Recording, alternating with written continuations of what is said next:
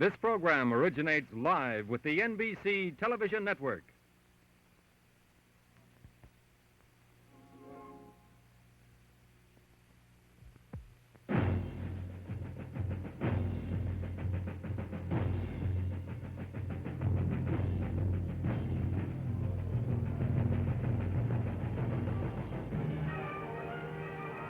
NBC Sports presents the 1965 World Series.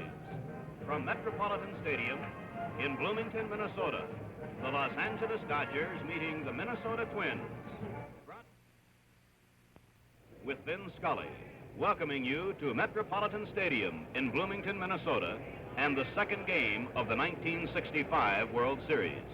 In appreciation for your continued support, Chrysler Corporation and the Gillette Safety Razor Company bring you this series and such other outstanding events as the All-Star Baseball Game, NCAA College Football, and the 1965 Rose Bowl Game, exclusively on NBC. As you may have guessed, the weatherman has not been kind. And as one diehard baseball fan said not long ago, remembering the prediction of yesterday that today's weather would be good for the game, he said of the weatherman, promises, promises, promises. It began to rain about 1 hour after the conclusion of yesterday's game. And in the general area of the Twin Cities, it rained hard much of last evening. It slacked off this morning. And within the last hour or so, there has been no heavy rain, just a series of disturbing drizzles. And just about every means known to a groundskeeping crew has been used to try and get this field in good playing condition. For want of a better phrase, we have decided that that awesome-looking gadget there would be known as a civilian flamethrower.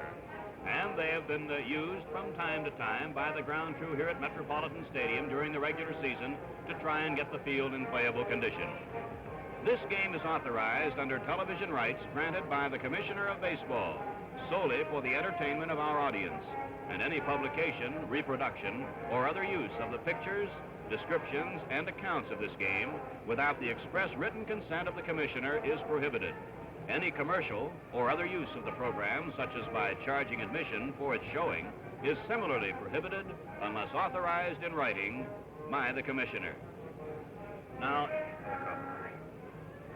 a little while ago, the use of a helicopter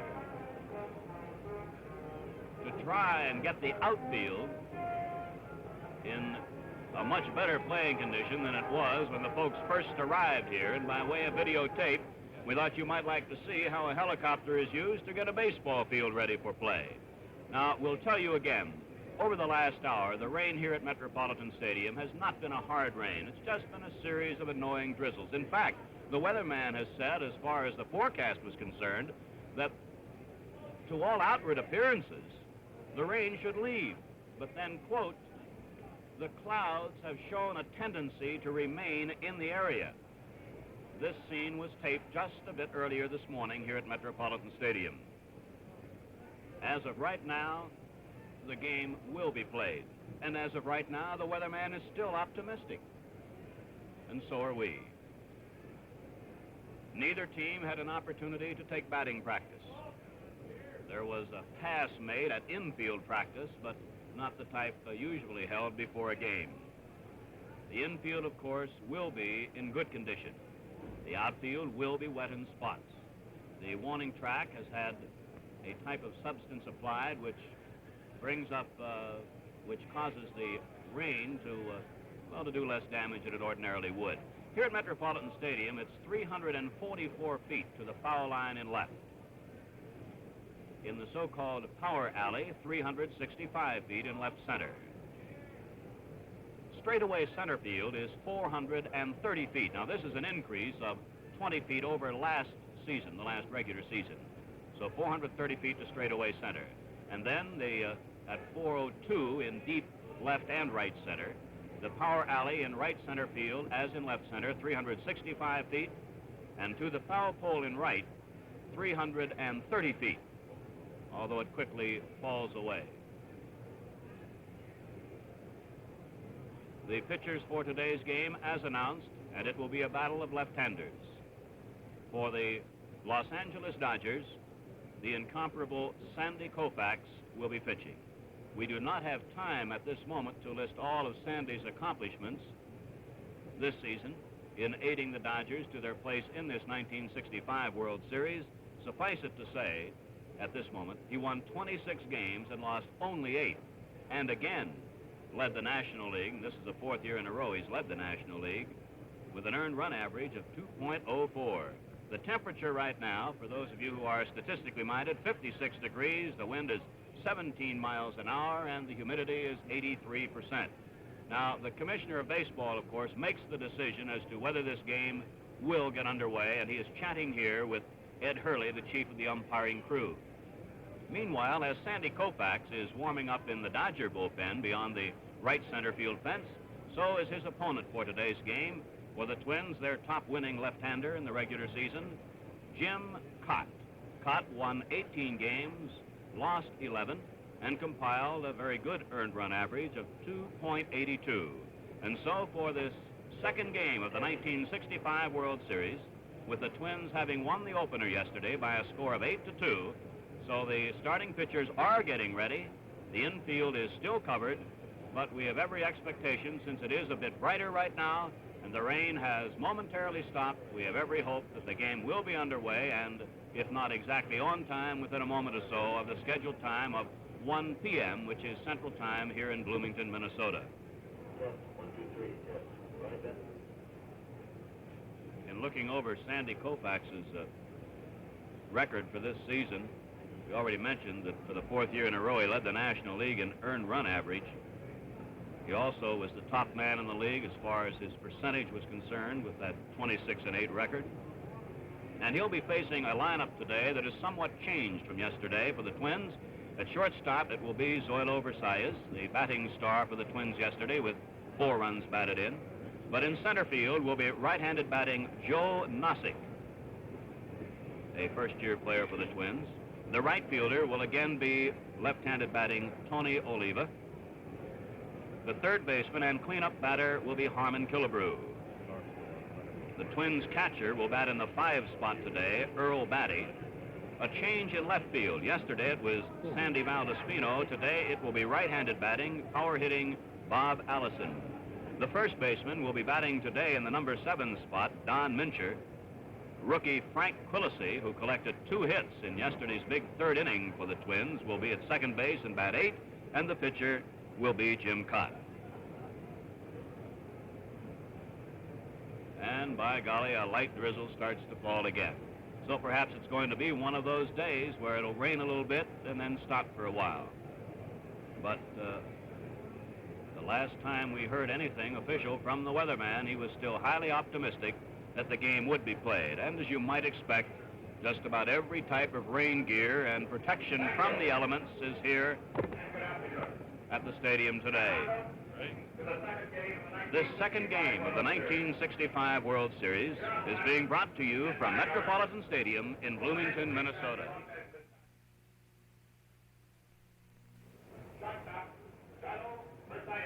As the infield remains covered, it is my pleasure now to bring in the broadcaster, the voice of the Los Angeles Dodgers, and Vin Scully. I, as a sort of unofficial representative of the Twins, I apologize profusely for what has happened here as far as the weather's concerned.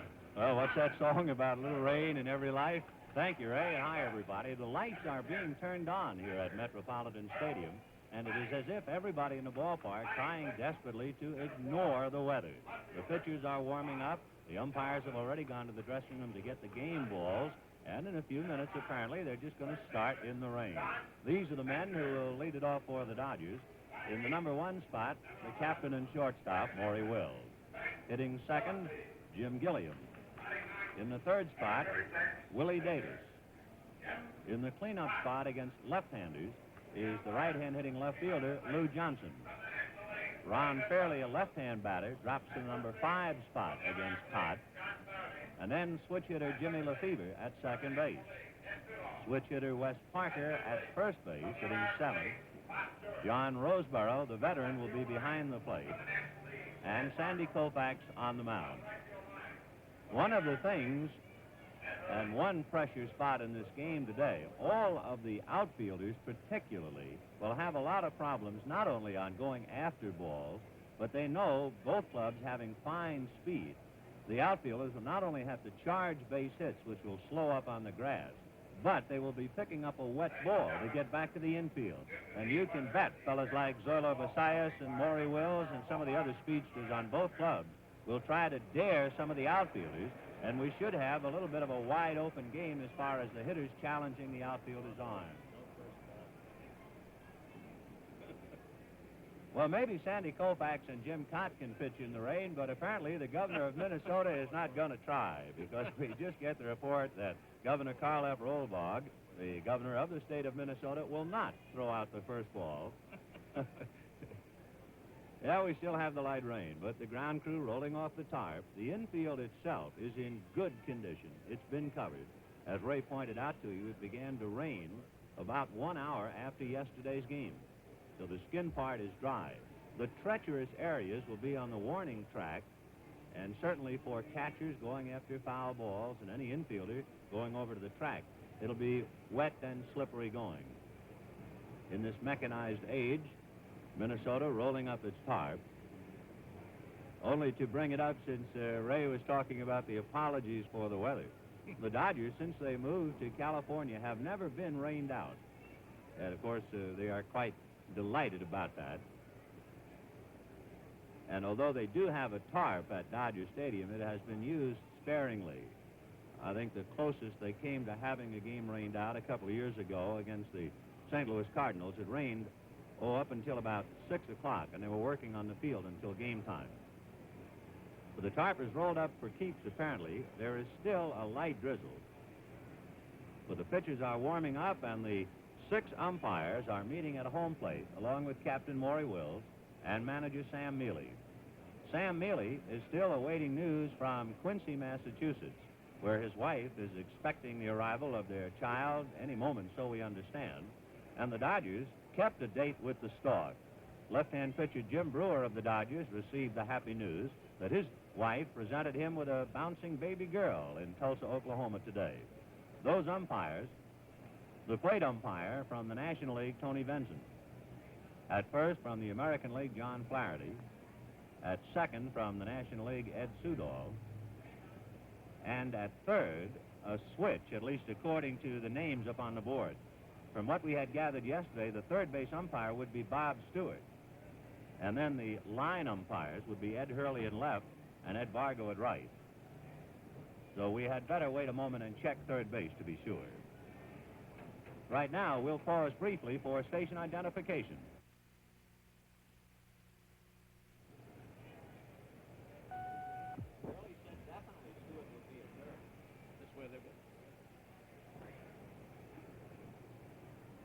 Normally, under regulation game conditions, the game is in the hands of the umpires once the batting cards are exchanged at home plate.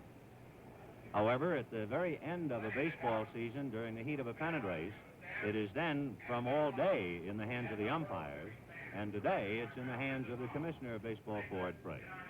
The crowd now standing for our national anthem.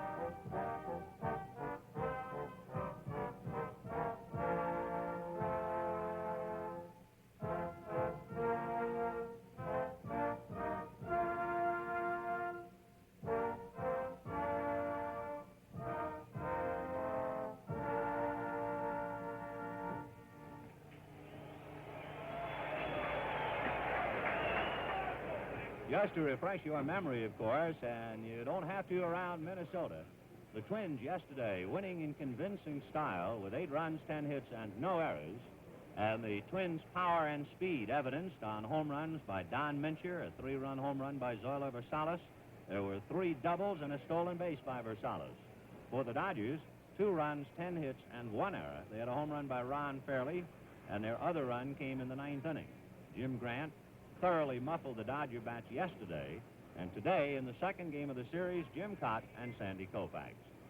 Tomorrow is a travel day, the third game of this 1965 World Series, scheduled for Dodger Stadium on Saturday, and it will be left-hander Claude Osteen for the Dodgers, right-hander Camilo Pascual for Minnesota. Wills takes a Twins lineup back to the Dodger dugout. Sam Mealy brings a Dodger lineup over to his dugout, and the Minnesota Twins take the field.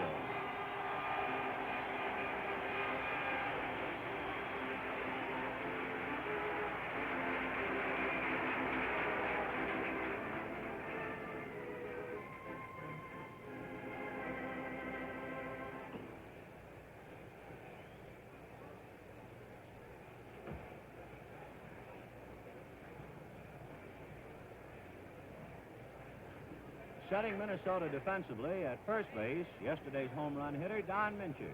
At second, Frank Quillisi. At shortstop, the star, Zoilo Versalles. And at third, Harmon Killebrew.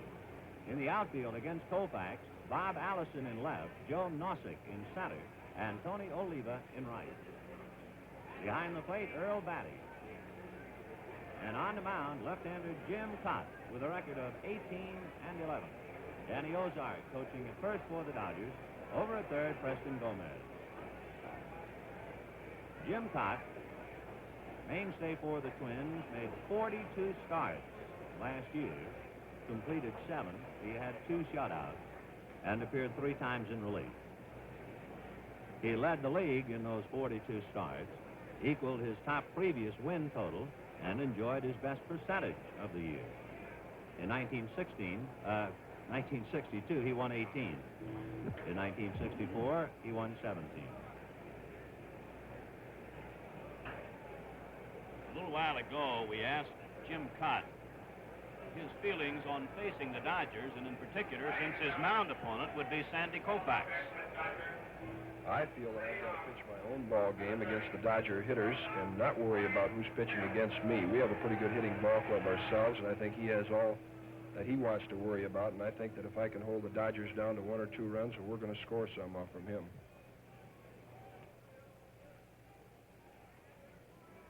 So Maury Wells will lead it off, followed by Jim Gilliam and Willie Davis. Jim Kaat is an exceptionally fine fielding pitcher. A strike.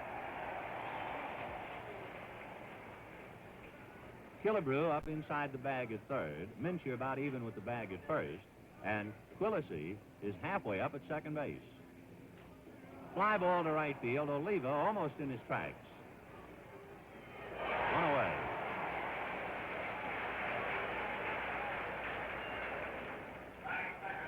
Jim Gilliam coming up. Gilliam went 1 for 5 yesterday. One advantage you have starting a left-hander against the Dodgers, you take all of their switch hitters and make them right-handed batters, and consequently, they have the extra couple of feet to run to first base.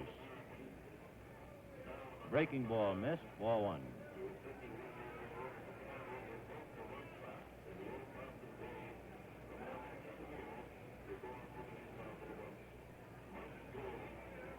Fastball hit in the air into shallow right center. Nozick had a late start, almost slipped, but he's still there. As he started to get a jump on the ball, his right foot went out from under him in the wet grass. 2 out, Willie Davis the batter.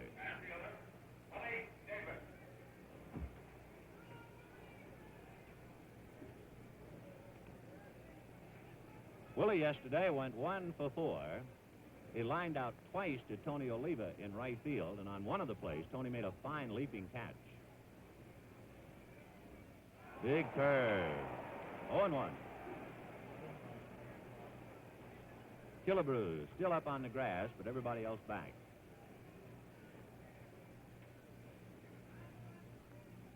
Check swing, strike 2.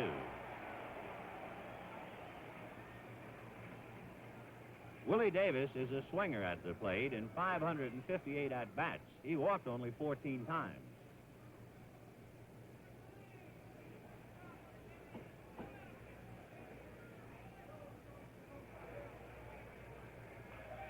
Little tapper wide of first to Mincher. He underhands to Kaat. The Dodgers are out in order in the score at the end of the first half of the first inning. The Dodgers nothing, and the Twins coming up. Let's take a look at the Dodgers defensively now. There's Wes Parker at first, Jim Lefevre at second, Captain Maury Wills at short, Jim Gilliam at third, Lou Johnson in left, Willie Davis in center, Ron Fairley in right, Johnny Roseboro behind the plate, and Sandy Koufax on the mound, 26-game winner. He's had 3 World Series decisions. Jim Lemon coaching at first, and Billy Martin over at third.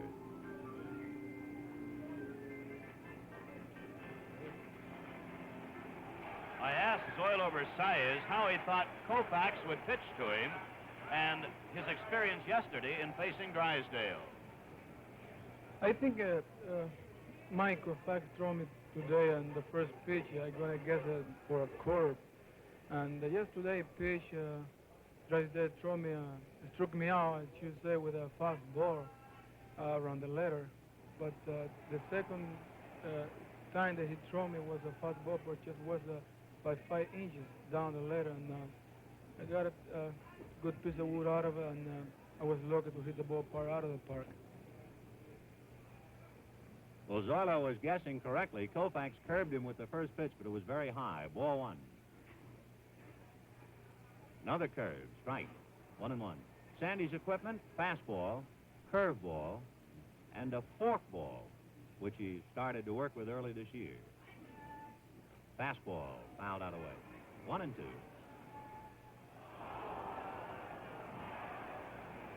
The name Koufax, of course, is now synonymous with strikeouts. Against the Yankees in 1963, he set a World Series record. He struck out the first 5 batters he faced. That was the game in which he set a World Series record of 15 strikeouts. And in his 2 appearances against the Yankees, he set a record of 23 strikeouts in one series. Fly ball into shallow right. Lefevre out, Fairley in. It's Fairley. 1 away.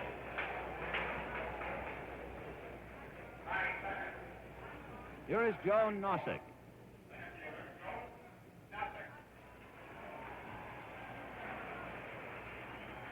Nozick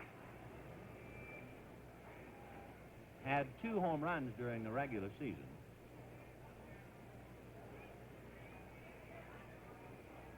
Alternating with Jimmy Hall in center. Gilliam plays him about even with the bag. High fly ball to left field. Johnson goes back, still on the grass, now on the track, and makes the catch. Well, we asked Sandy Koufax about his philosophy and what the World Series means to him after a tough end race. And here's what he said. We've had a good year, the Dodgers, and sometimes it's hard to feel like when you come through a tough race that you're really up for it. But I think everybody in our ball club wants to and is trying very hard to win the World Series. No matter how good a year you've had, you feel like it's not complete until you've done a good job in the series. 2 out in the first inning, and here's the great Tony Oliva. Oliva, oddly enough, with all of the base hits 10 and the 8 runs scored yesterday, his big bat was quiet, and in a sense, that is comforting to the Twins. Curveball, hit back to Koufax. That'll do it. The Twins are out in order, and the score at the end of 1 inning of play. The Dodgers nothing, the Twins nothing.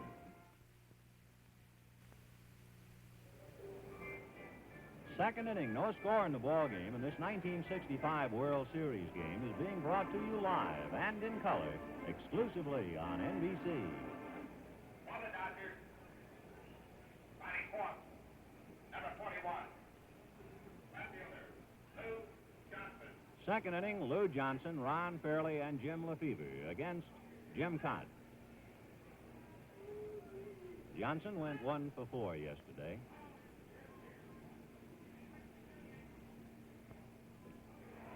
Good breaking ball. 0-1.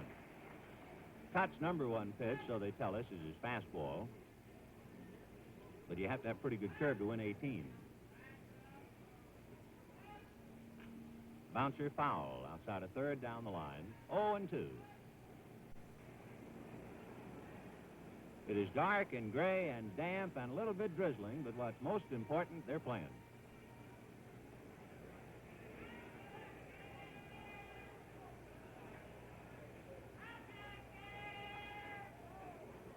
You showed him that fastball, 1-2.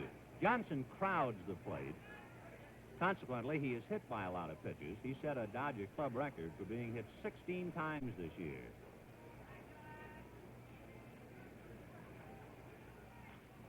Hit down the line, foul. Didn't get around on the fastball. Kaat almost had it in there. 1-2.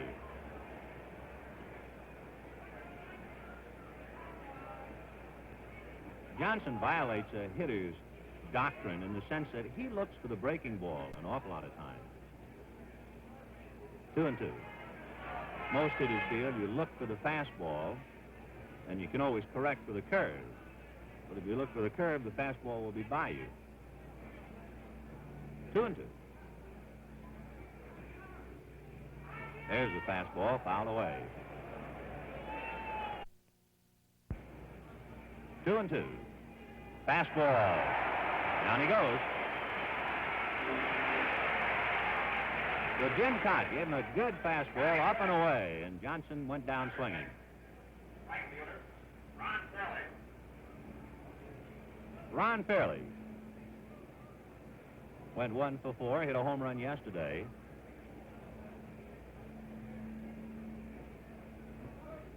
Killebrew plays him in on the grass at third. That's a little surprising. The pitch is strike. Only in the sense that Ron is not a runner, and he rarely bunts. Against a left-hander, of course, all bets are off. Big bouncer up along first base. Fair ball. Mincher to Kaat.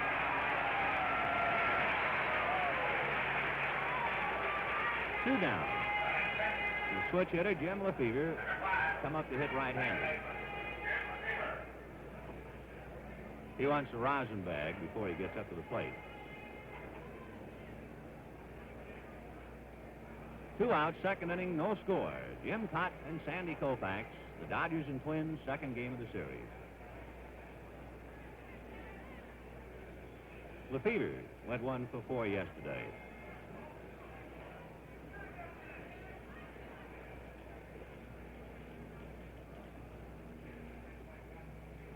Breaking ball, 0-1. Lefevre has some power. I think he is more power batting right-handed. He had 12 home runs last year. Fastball hit over the mound. Charging it is second baseman Quillisi to throw him out. And the Dodgers are out in order, and the score at the end of an inning and a half. The Dodgers nothing, the Twins nothing. Metropolitan Stadium, the scene of the 1965 World Series. Plate umpire Tony Venzen went out to the mound for a moment just to inspect it and to make sure it was still pitchable. And Armin Killebrew, Earl Batty, and Bob Allison in out order. Bottom of the second, no score. Killebrew went 1 for 3 yesterday, a base hit. Dodgers play him deep and to pull. Curve miss, 0-1.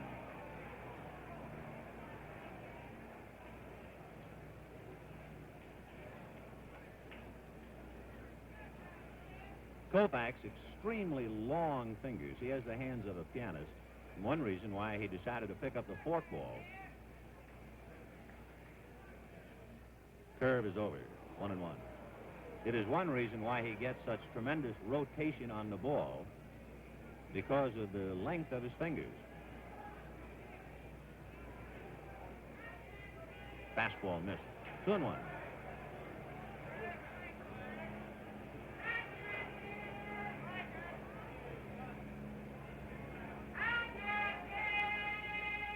Armin Killebrew hit 25 home runs, 75 RBIs during the season. Fastball and a towering fly ball into left center. Willie Davis and Lou Johnson, and it's Lou Johnson. One away. That'll bring up catcher Earl Batty.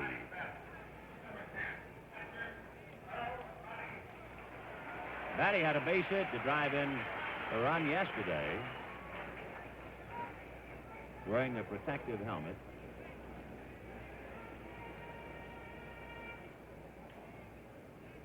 Earl, somewhat like Willie Davis, a first ball hitter if he gets his pitch. One out, light rain falling, second inning, no score. On the corner with the fastball, 0-1.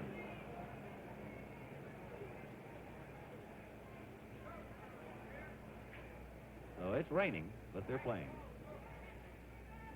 Same spot, strike two. Two fastballs on the corner, knee high, 0-2 to Batty.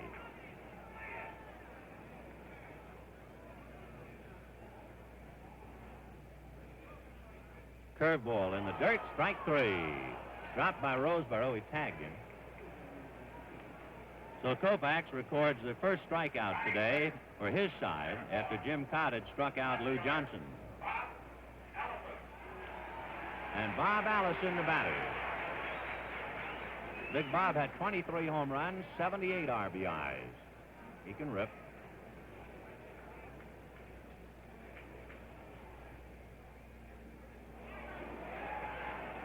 One ball and no strikes. Benson put a new ball in play. Sandy sheepishly laughing about that pitch. It hit about 3 feet in front of the plate.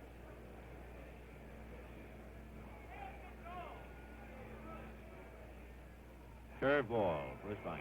1-1. Sandy pounding at that rubber. Apparently the rain starting to turn the dirt into mud and is taking the spikes. High foul off third. Gilliam comes over to the temporary boxes, but no play. 1-2. Both left-handers, Jim Kaat and Sandy Koufax, will have to contend just with that problem. The spike's still up, you lose your traction, and you begin to slide as you take your long stride towards the plate. And the other problem for both pitchers becomes something else to think about. Curve in the dirt. 2-2. 2 out, bottom of the second inning, no score.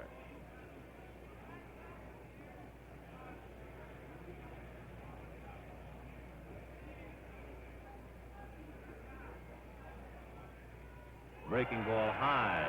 3-2.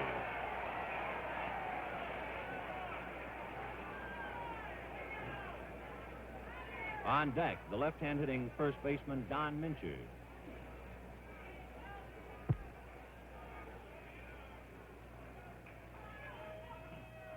In there, strike three call. So the Twins are out in order, and the score at the end of 2 innings of play. Dodgers nothing, Twins nothing. A reminder, Mickey Rooney guest stars in a powerful drama next Wednesday evening when Bob Hope presents the Chrysler Theater in color at 9, 8 Central Time on NBC.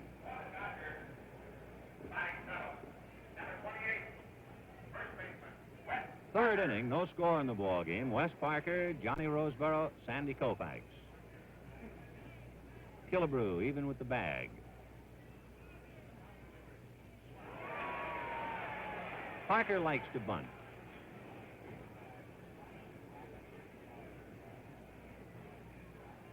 Rest of the infield back with the exception of Killebrew. 1-1.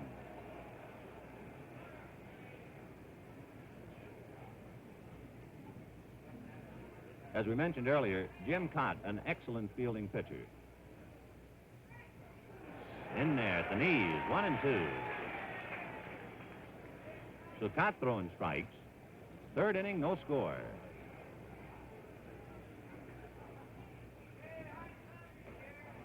Two and two.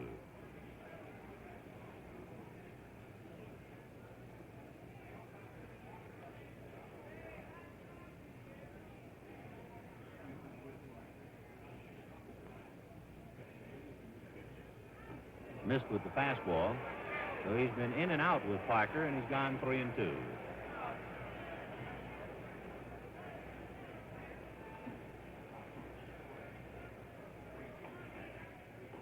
Outside with the fastball, and we have our first base runner, a walk to Wes Parker, and the batter will be Johnny Roseborough.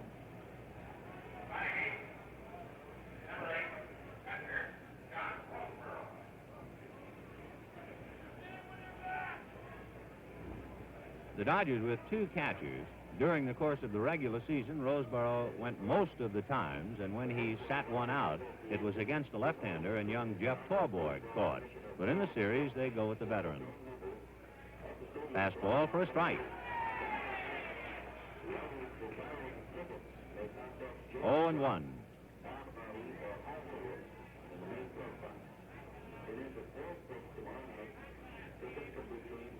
Curve outside, 1-1.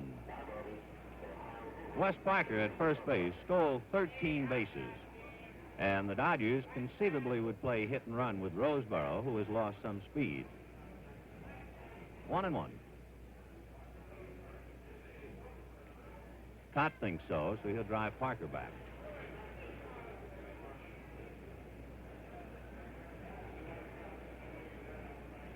One and one. Boy, he really jammed him with a fastball at the knuckles. Ball 2. 2-1.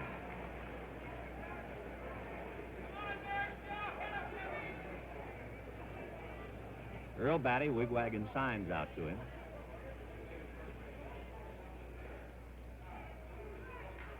Slice to left field. Allison started in, goes back, and makes the catch.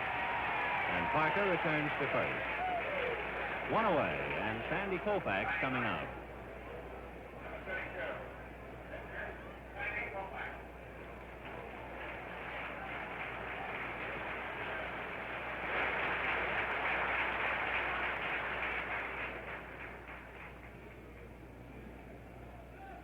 So Jim Kaat working with 1 out and Parker at first base and Sandy Koufax at the plate. Sandy enjoyed a fine season with the bat. He had 20 hits. Takes ball 1. For Sandy Koufax to get 20 hits in one season, that equaled the number of hits he had in the 3 preceding seasons.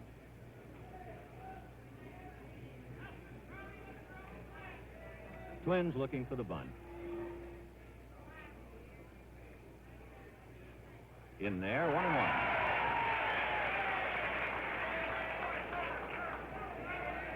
Sandy staring at Preston Gomez to see if the bunt is still on.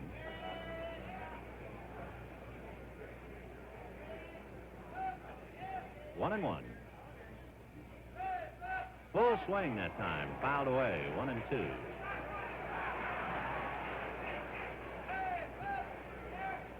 Jim Kaat, in his delivery to the plate while holding a runner on at first base, has what you could call a pitcher's hitch. He kind of bounces his hands in front of his body while ready to pitch to the plate, and it's that hitch that might help the base runner. There's the bounce. 2-2.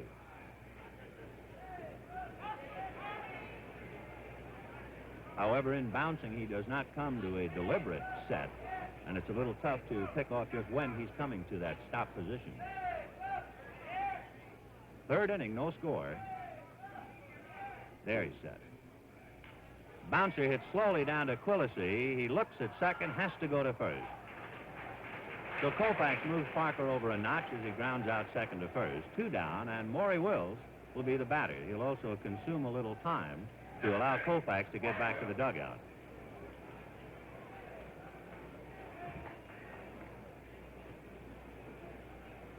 The lights have been on since the start of the game. Angry sky. At the moment, it has stopped raining.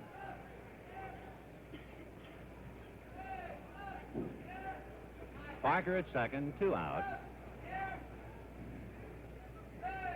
Wills picked up an RBI in yesterday's game with a bunt single. He had 33 for the season. In direct contrast, the leadoff man for the Twins, Zoilo Versalles, had 77.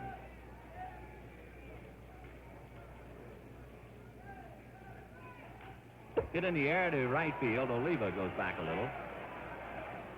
That'll do it. No runs, no hits, a man left, and the score at the end of 2.5 innings of play, the Dodgers nothing, the Twins nothing. We were talking before about the mound at Metropolitan Stadium. It was bothering Koufax, and it apparently bothered Kaat a little bit more, as the rain and the spike marks complicated matters, and so 2 members of the ground crew have apparently sprinkled either topsoil or sand out there to try and give the pitcher a dry surface, something to push off.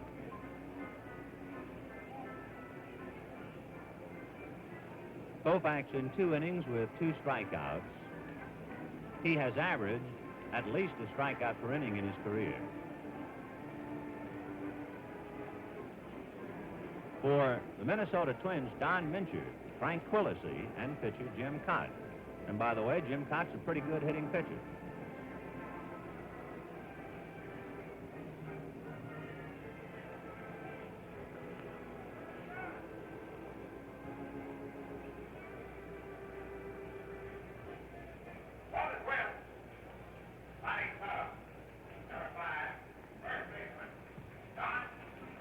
Don Mincher got a high breaking ball early in yesterday's game and hit a tremendous shot into the right field seats to tie it up. He also walked, and Ron Fairley took an extra base hit away from him. So he hit the ball hard yesterday. Curve, a strike, 0-1. Before Koufax had the elbow trouble, which has been diagnosed as a traumatic arthritic condition, he used to lean towards first against left-handers. Fastball missed, 1-1. He would tilt by way of the bag and occasionally even sidearm. But in deference to the sore elbow, he has given that up. Curve, fouled off third, down the line, out of play. 1-2. Good folks are here, rain or no rain. They've come well prepared.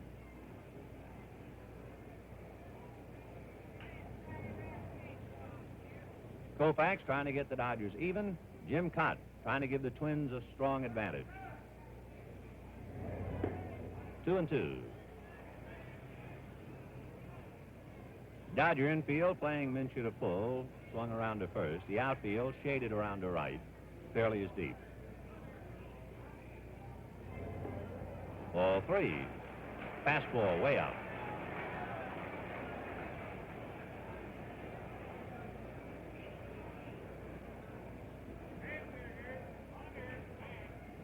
Metropolitan Stadium. Over, strike 3 called. So Mincher becomes the 3rd consecutive batter to strike out against Koufax. As we mentioned in the opening remarks, in the first game against the Yankees in 1963, he set a World Series record for striking out the first 5 batters.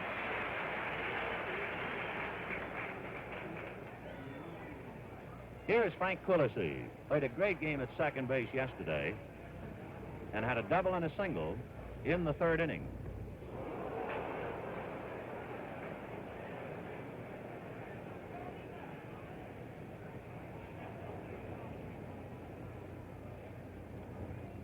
One out, 3rd inning, no score. Fastball crowded him, 1-1.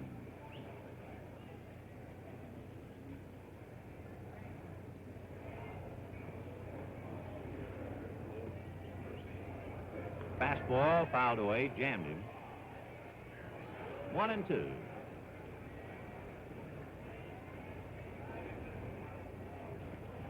Yesterday's loser, taking a look at today, Don Drysdale. 1-2. High, ball 2.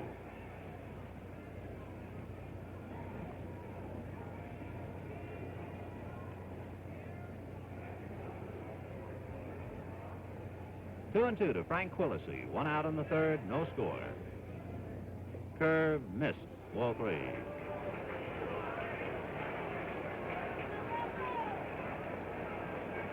Put your own caption to that one.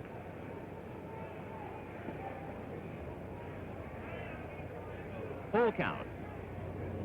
Fastball high.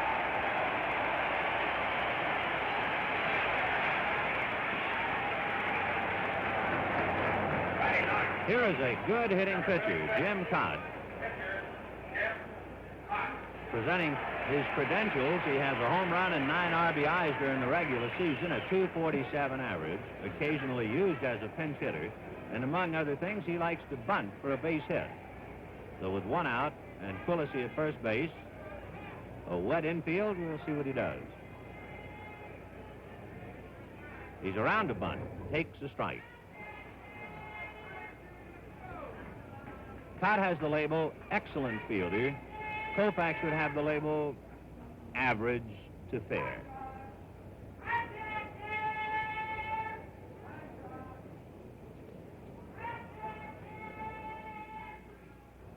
Ooh, he was going to swing away after going around as if to bunt. 1-1.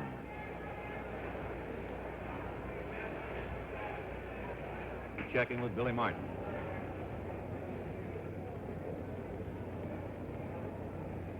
No score in the third. Frank Quillisi at first, held on by Wes Parker, 1 out.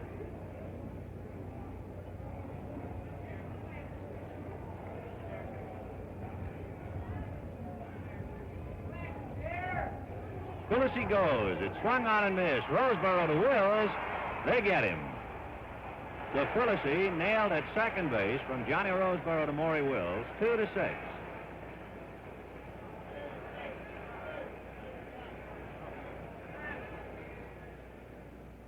We're going to take another look at that.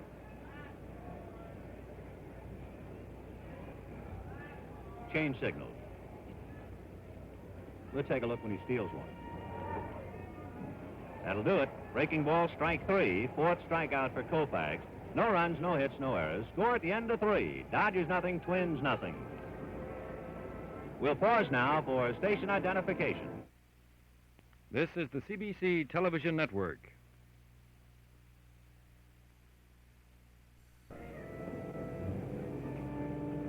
A reminder, friends, this Saturday, NBC will telecast a major college football battle when Duke meets Pitt in the NCAA Game of the Week.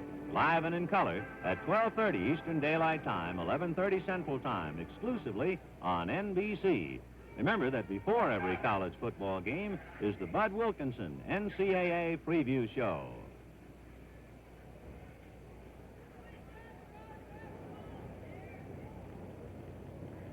Fourth inning, no score. Jim Gilliam, Willie Davis, Lou Johnson. Ball 1. Light rain begins to fall again.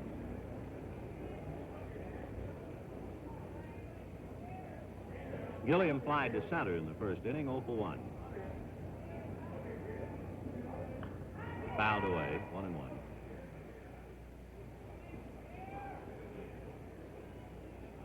Jim, basically a fastball hitter, and it is to his advantage to hit back of Wills in one respect. That with a base stealer on base, the next hitter gets a lot of fastballs. Ball 2. Jim Kaat, 18-game winner in his first World Series.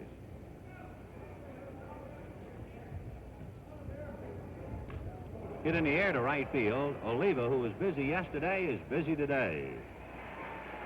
Tony tied a World Series record for putouts in right field yesterday, and he has 3 so far today. Here's Willie Davis, and we were wondering about how it felt to hit against left-handers in the World Series or at any time, and here's what Willie said. I faced a lot of left-handers in my time. This guy I know is a real good pitcher, and he gets the ball over, and they say he has good control, but when I'm swinging good, I don't care whether I'm hitting against a right-hander or a left-hander. It doesn't really make that much difference.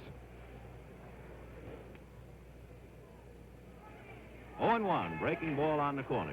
Killebrew in on the grass. Soft curve, hit to Minchu. Don underhands to Kaat. 2 out. We don't have a hit in the game. There have been 2 base runners. Koufax has walked Quillisi, and Kaat walked Parker.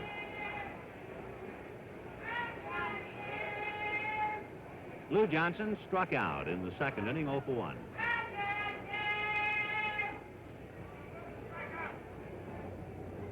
Curve over, 0-1. Johnson can easily get the nickname Suitcase, we mentioned yesterday. In his 13 years, he's now with his 18th club. I think Kaat turned that one over a little bit, almost as if it would act like a screwball. 0-2.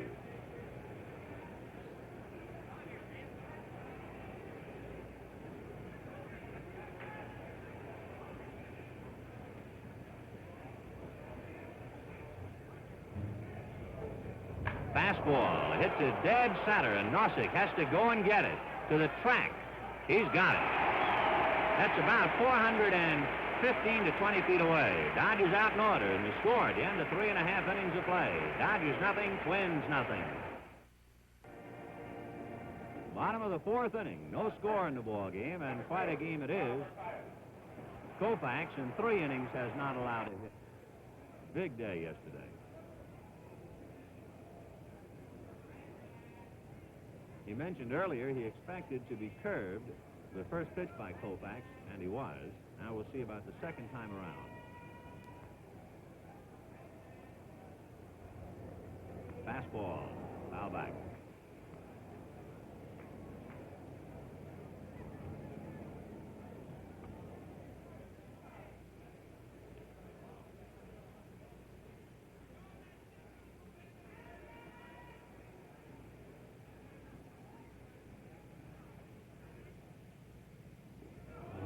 Letter high fastball. 0-2 to Zoilo.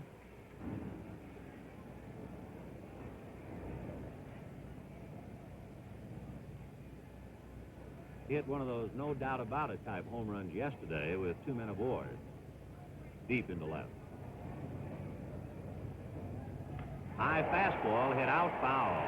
Way down the line.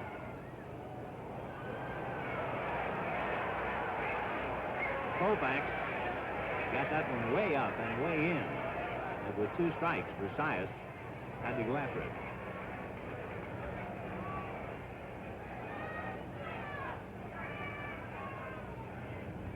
Oh, and 2. Breaking ball high. Koufax curved. It's been a little too high. He has struck out 4.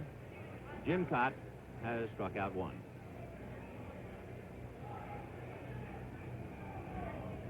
Curveball, and he got it down and over. 5 strikeouts for Koufax. 1 out, and here is Joe Nossick, who made the Major League outfielders play on the drive by Lou Johnson. He really had to go to get it, and he had to run on that wet grass and then the wet, muddy track, and he did it all well. Joe flied to left in the first inning. Gilliam even with the bag. Curve high. No score, no hits for either side, with 1 out in the bottom of the 4th. Curve is over. 1-1.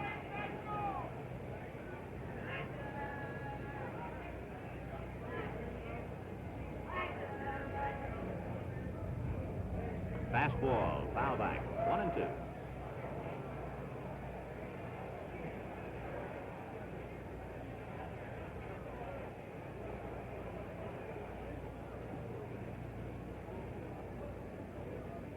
Saturday, it'll be left-hander Claude Osteen and right-hander Camilo Pascual. The scene will shift to Dodger Stadium in Los Angeles. 1-2. High, 2-2. Another breaking ball that stayed up.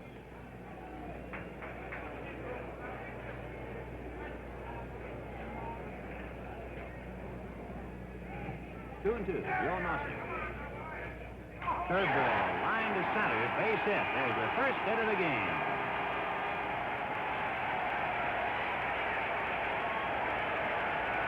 So Joe Nossick singles on the curveball with 1 out in the 4th inning for the only hit. And here is Tony Oliva.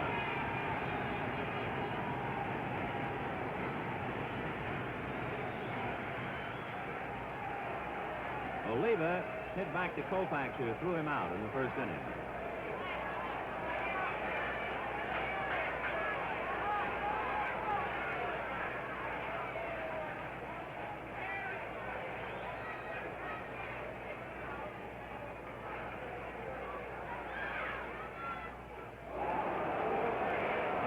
was reducing the game to its fundamentals. He threw as hard as he could, and he swung as hard as he could. 0-1.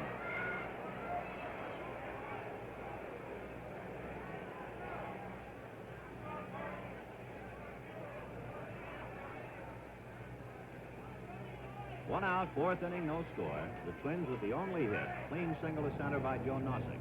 1 out. 0-1 to Oliva.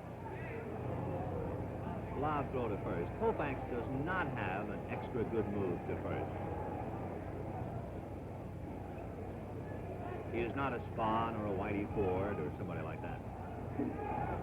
Fastball, strike 2.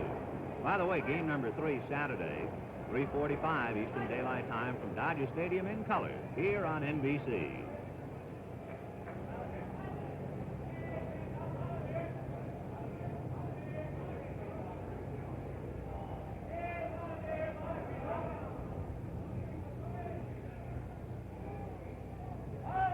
Fastball away.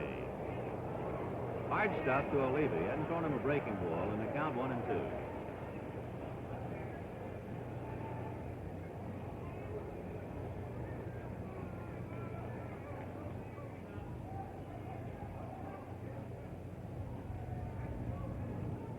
One out, fourth inning, no score. Joe Nossick at first base. Tony Oliva at the plate, 1-2 the count. Fastball got him. So Oliva becomes strikeout number 6 for Koufax. And that brings up Harmon Killebrew.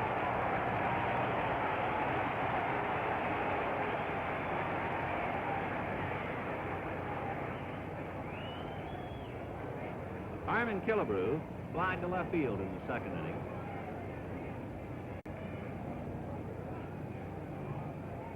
Harmon out 7 weeks with a dislocated elbow.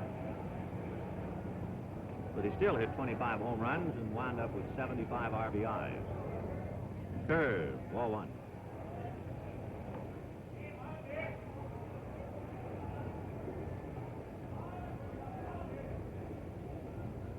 Joe Nossick stole 2 bases during the regular season.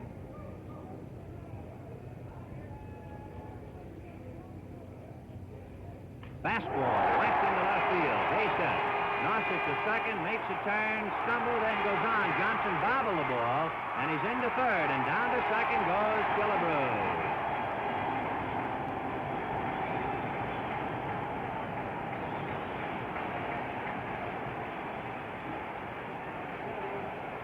It'll be a base hit on an error charged to Lou Johnson. And not to make ourselves look good, but remember earlier we were talking about the rain and the problems the outfielders are going to have on picking up a wet ball. And the fact that base runners would put pressure on the outfielders. And Nossick made a big turn to put pressure on Johnson, and Lou appeared to look up to see where the runner was, and then the wet ball just slipped away from him. And their runners at second and third, 2 out, no score in the fourth. Earl Batty with first base open, and they will pitch to him with Bob Allison on deck.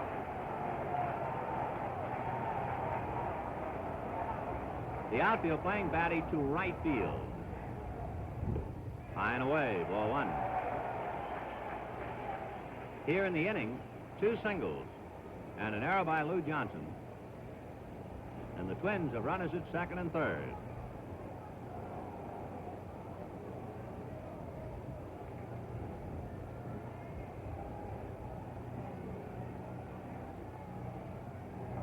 Fastball hit backer first in foul ground. Parker to the box seat railing and makes the catch for the out.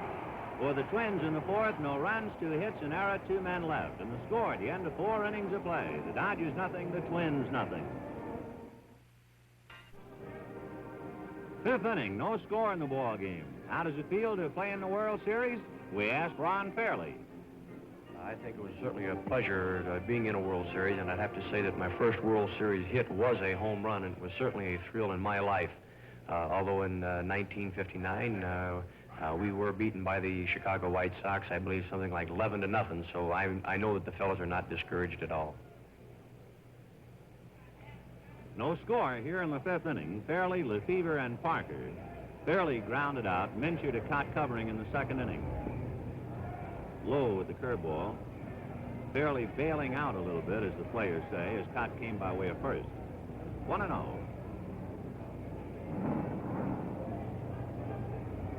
Sidearm curve over, 1-1, and Fairley giving it a lot of room.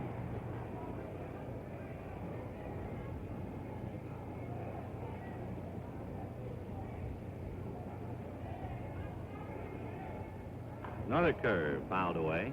So all sidearm curveballs in the count 1-2. Fairley had a great first half of the season, and then early in August he bruised the base of his left thumb. He still played and put the bat up into his fingers, more like the way you would hold a golf club, and proceeded to then hurt his left wrist. Curveball hit into right field. So there's the first hit for the Dodgers.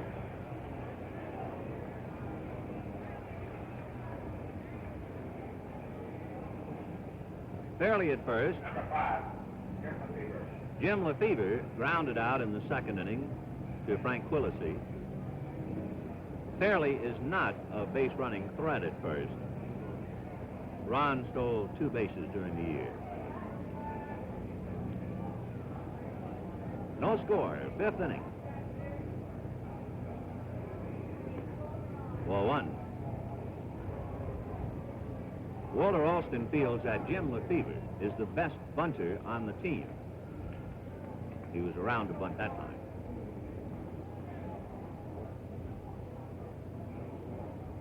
Killebrew tight to the bag at third. Mincher holding Fairley at first. Line drive down the left field line and hooking from Allison, who dives, makes a circus catch. Oh, what a play by Allison. Fairley back to first. A tremendous play by the Minnesota left fielder.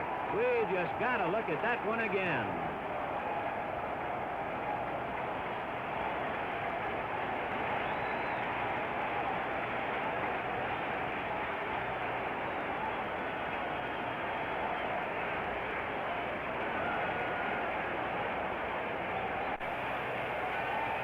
Here it is coming up. And remember, he's running on wet grass and also a muddy, wet warning track. Watch him slide. Great play. So we've come up with a defensive gem in the series, credited to Bob Allison, and the batter is Wes Parker. Strike.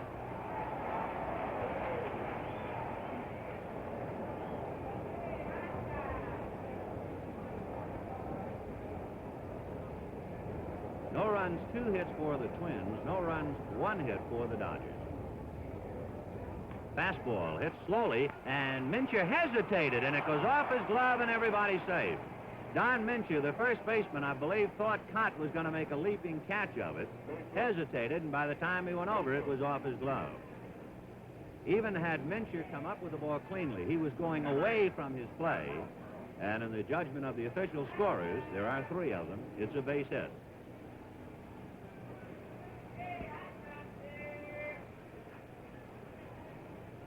So each side with 2 hits. Here's Roseboro, flied to left in the 3rd inning. You might remember John's brother is with the Ohio State Rose Bowl team in 1955. Ball 1. Fairley at second, Parker at first, 1 out on a circus catch by Bob Allison. No score in the 5th.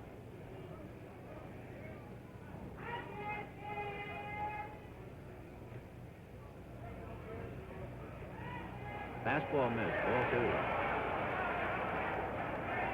For Roseboro, checking with Preston Gomez. See if they'll let him hit 2-0. There's Fairley at second, Parker at first. 1 out. In there. 2-1.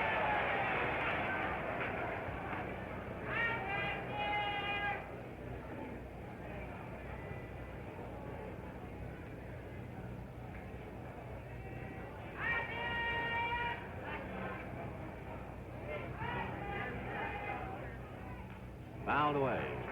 2-2. Fairley waiting to be picked up at second. Parker at first. 1 out in the 5th. No score. Each side with 2 hits.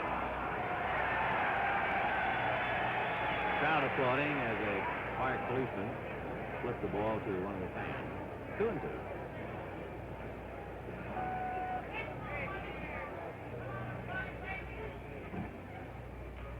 High foul off third. Killebrew coming over on the muddy track. Leans in and backhands it. Nice play by Harmon.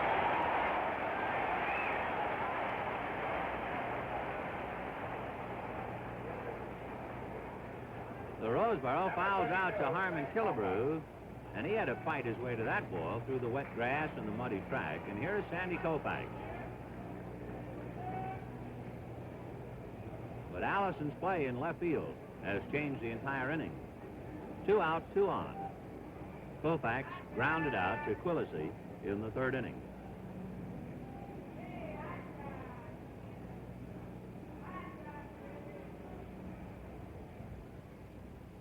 Fastball. Sandy was guessing fastball. 0-1.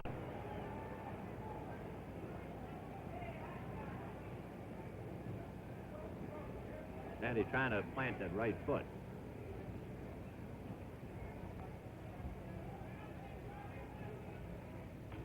High pop foul off first base. Mincher coming over. He'll hit the muddy track. Makes the catch. For the Dodgers, no runs, 2 hits and 2 left. And the score at the end of 4.5 innings of play. Dodgers nothing, Minnesota nothing. The second half of today's World Series game is brought to you by the Gillette Safety Razor Company. In direct contrast to yesterday, as we go to the bottom of the 5th inning, we got a ball game today. Minnesota nothing, the Dodgers nothing. And now to pick up for the play-by-play, the voice of the Minnesota Twins. Here's Ray Scott. Thank you, Vin Scully. Hi again, everybody. And how many times it happens a man makes the great fielding play, and here he is to bat. Bob Allison, a strikeout victim in the 2nd inning. One of 6 strikeout victims of the Dodgers' Sandy Koufax. He fouls the change curve for strike 1.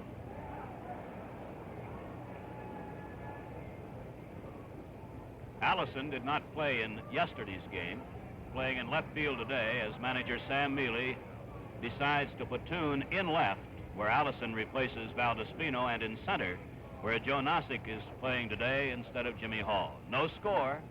Last of the 5th, each team with 2 hits. Fastball, strike called, 0-2.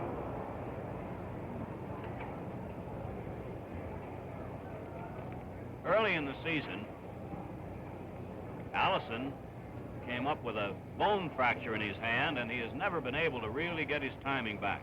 But despite that, he still knocked in 78 runs. Fastball away from him, ball 1, strike 2. Allison will be followed by Don Mincher and Frank Quillisi.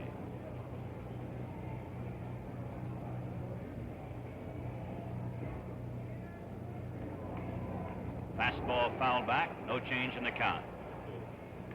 The Twins posed a 2-out threat in the 4th with runners at 2nd and 3rd, but Koufax retired Batty on a foul pop-up. The Dodgers had runners at 1st and 2nd in the 5th inning, top of this inning with 1 away, but Roseboro and Koufax were retired on foul pops. Change outside 3rd foul, and it's still 1-2. The folks seated right there along the left field line and their counterparts along the right field line are in temporary field boxes.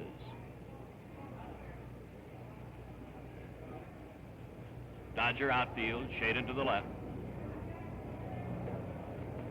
And Gilliam is really hugging the line at 3rd. Oh, inside, 2-2.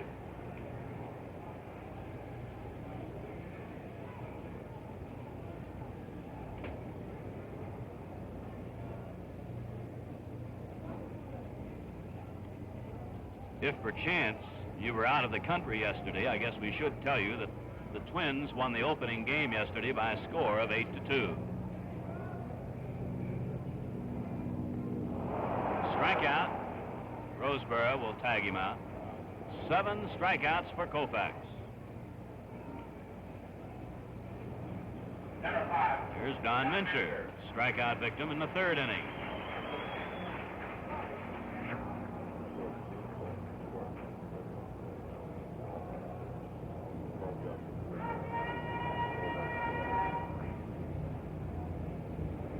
big gap to Mincher is in left center field. Strike.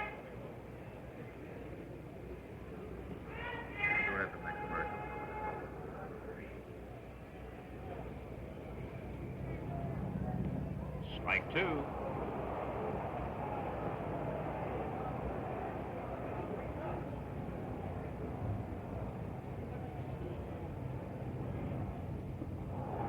Ball one is high.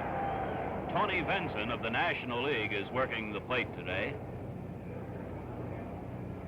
Takes that position between the catcher and the batsman.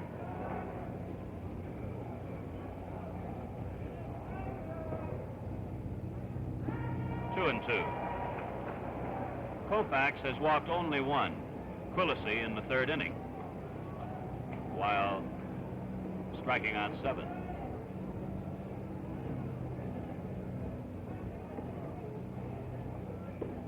Fastball high, full count.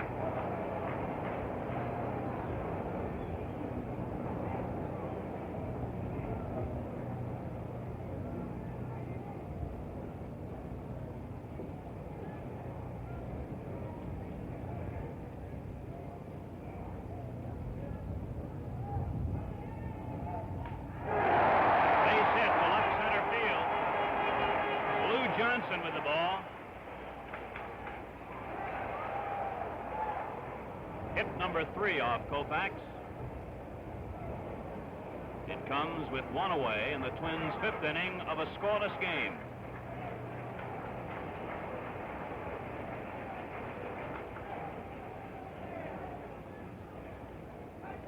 Frank Quillisi walked in the 3rd inning.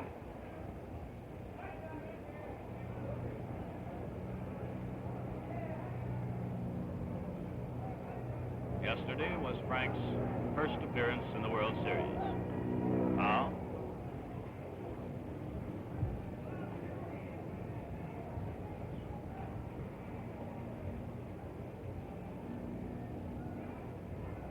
today's game in stark contrast to yesterday's game, where the Twins broke a 1-1 tie with a 6-run 3rd inning.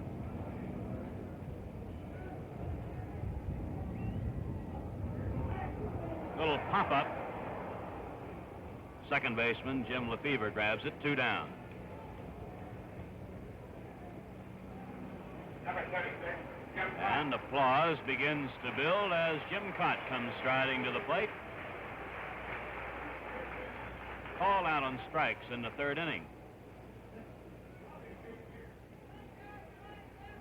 Kaat has good power. Strike.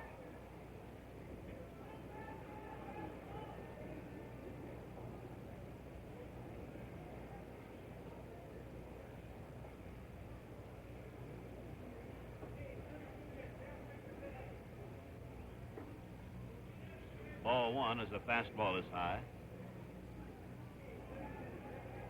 This 1965 World Series game is being brought to you live and in color, exclusively on NBC. And Jim Kaat doesn't get the high tight pitch, and it's 1-2.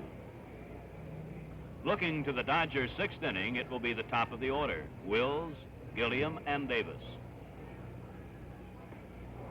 Strikeout number 8 for Koufax. The Twins are out and leave 1 on. At the end of the 5th inning, the score: the Dodgers nothing and the Twins nothing.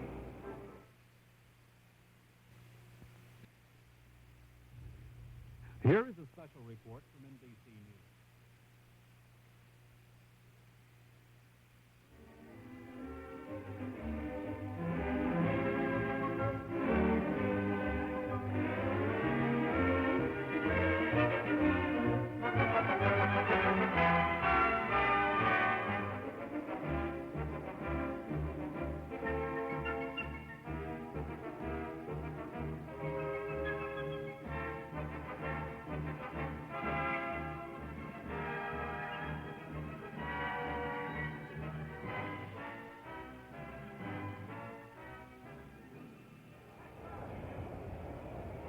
As that special news report was presented, Maury Wills bounced a base hit over third, and for the first time in this World Series, Wills is on base to lead off an inning.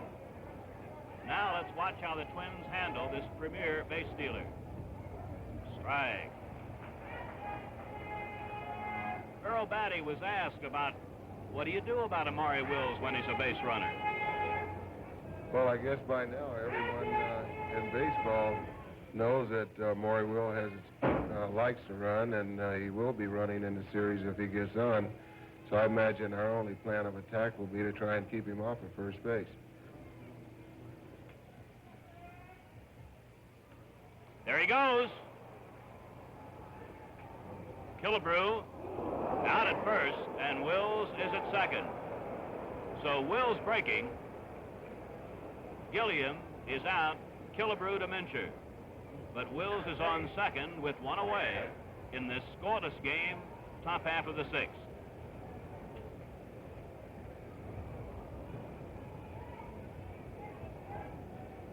Kaat conferring with shortstop Zoilo Versailles. The batter will be Willie Davis. Twice has been thrown out Mincher to Kaat.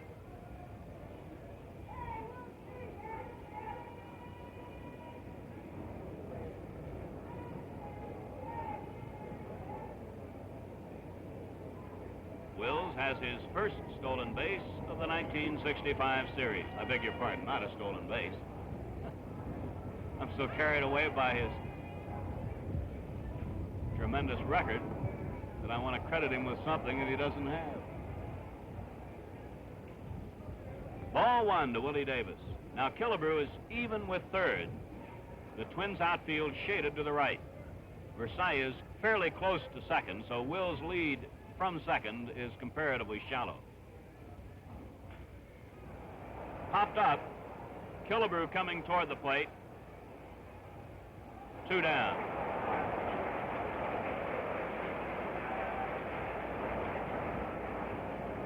Wills led off the sixth inning with a bouncer over third. With Killebrew playing shallow, he could not grab it.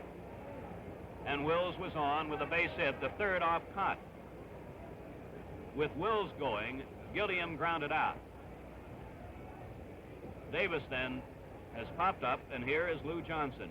Struck out in the second, and with a 2-strike count in the fourth inning, powdered a Jim Kaat fastball to deep center, where Joe Nosick was able to run it down about 420 feet from the plate. Ball one is outside. With first base open and a left-handed batter on deck, you can be reasonably certain that Kaat will be very careful with Johnson. Runner going. Little nubber to Mincher. The side is out. At the end of 5.5 innings, the score is the Dodgers nothing and the Twins nothing.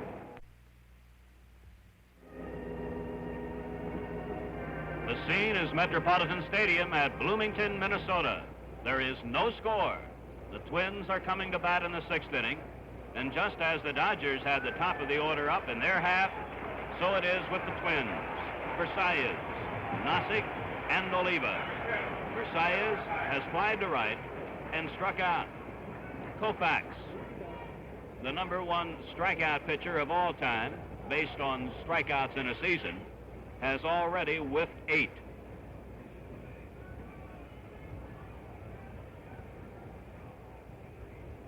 Gilliam even with third. Fastball high, ball one.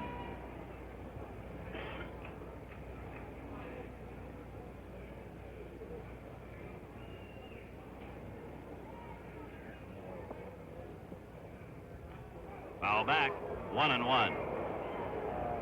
If this indeed is not Koufax's type of weather, and there seems to be little doubt it just isn't his kind of weather, boy, he must be something when it's hot.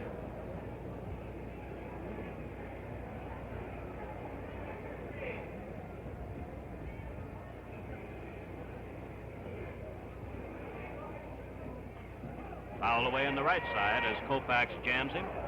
Ball and 2 strikes to Versailles.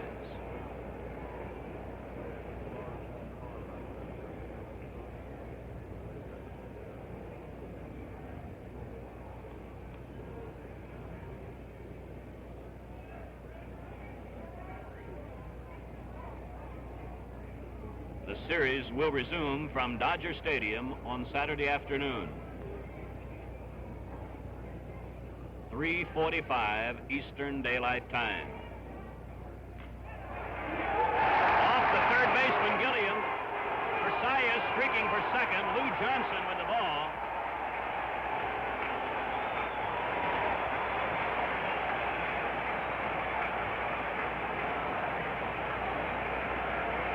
A wicked hopping ball that Gilliam could not hold.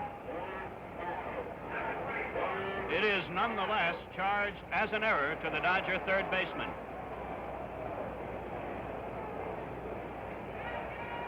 It's the Dodgers' second error of today. The batter is Nossig. A fly ball to left in the first. A solid single to center in the fourth. Gilliam is in a step at third. Parker is even with first.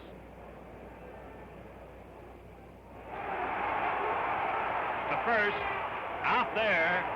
Versailles is at third with one away.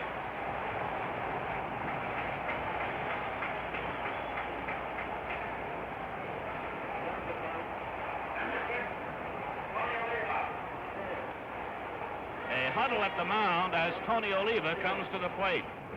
This Sunday, NBC will telecast one of the top American Football League games of the year when the San Diego Chargers meet the Buffalo Bills at Buffalo. That's at 1 Eastern Time, 12 Central Time, live and in color, exclusively on NBC. The Dodgers have been able to handle Oliva in this series. Today, he has tapped weakly back to the mound and struck out. Yesterday, he was hitless in 4 at-bats. Twice hit the ball to the outfield. The Dodger infield is at the edge of the grass. High, ball 1. No score. Versailles at third, 1 out. This is the bottom half of the 6th inning. Versailles at third. Strike, 1-1.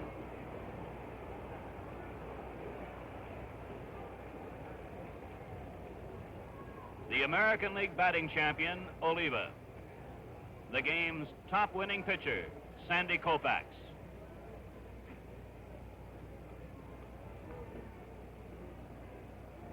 At this point, it's no longer a meeting of statistics. Strike 2.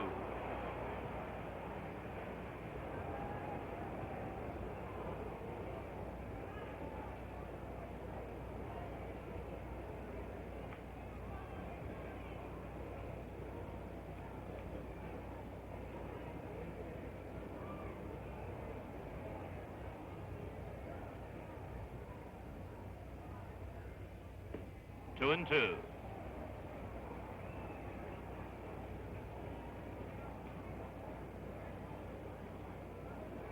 Oliva is not necessarily a bad ball hitter, but he has his own idea as to his own strike zone.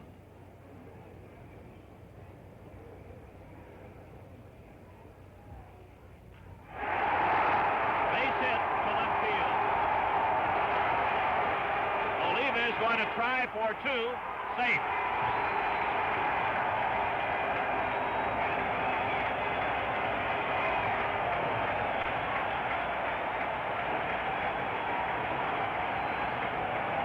The Twins break through and lead 1-0.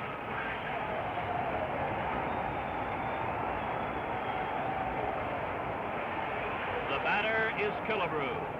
A fly ball to left in the second and a single to left in the fourth. Oliva has his first World Series hit and RBI.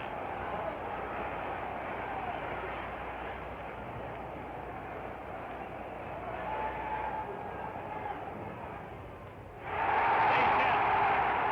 Oliva waved around third. It is 2-0.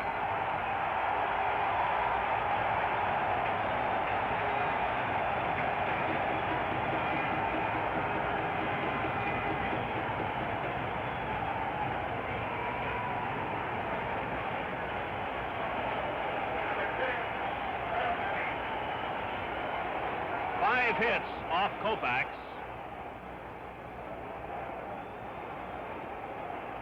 And with one out, the batter is Batty. He struck out in the second, fouled out in the fourth. Base hit.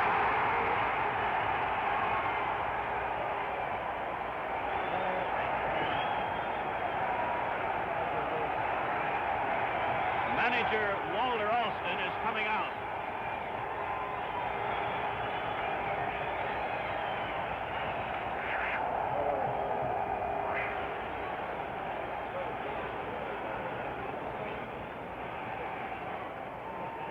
Killebrew and Batty both going after first pitches from Koufax.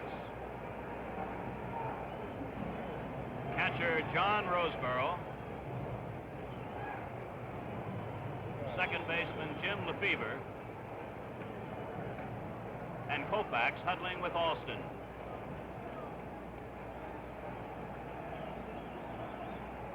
An error, and after a sacrifice, consecutive hits by Oliva, Killebrew, and Batty. It is 2-0. The Dodger skipper heads for the dugout.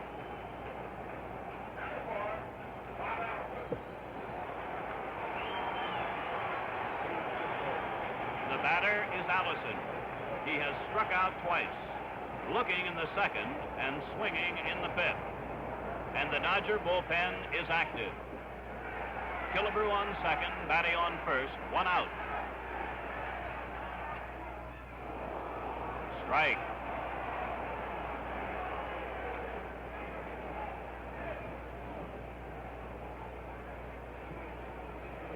Batty. Killebrew on second. Dodger outfield is shaded to the left. Foul.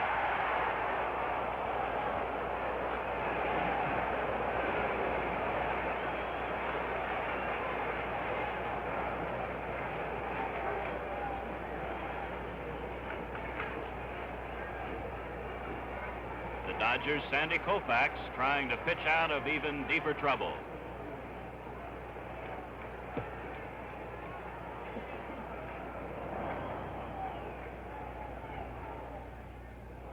In the dirt, blocked out by Roseborough. A ball and 2 strikes.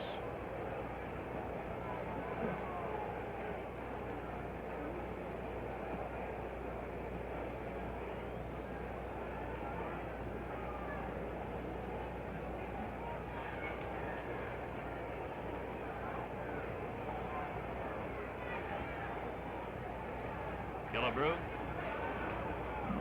Batty. Second and first. Strike 3. Allison becomes Koufax's 9th strikeout victim. Here is Mincher, called out on strikes and singles.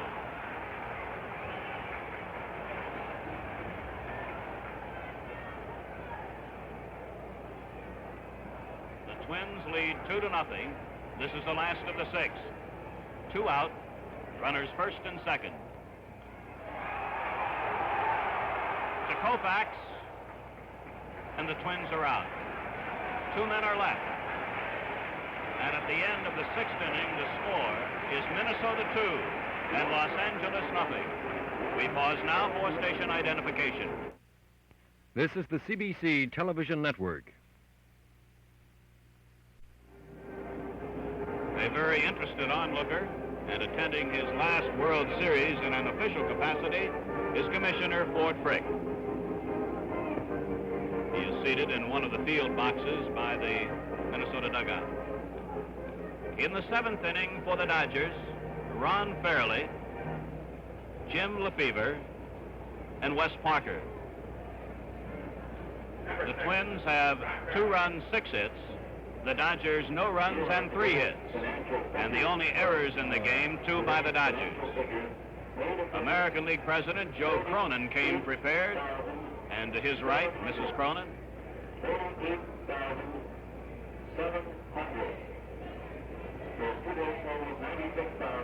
Fairley has grounded out and singled to right.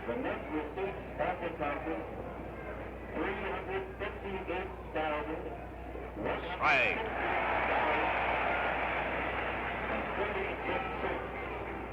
Today's official attendance exceeds that of yesterday.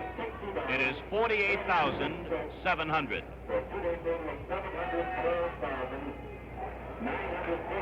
The foul is out of play behind the plate, strike two.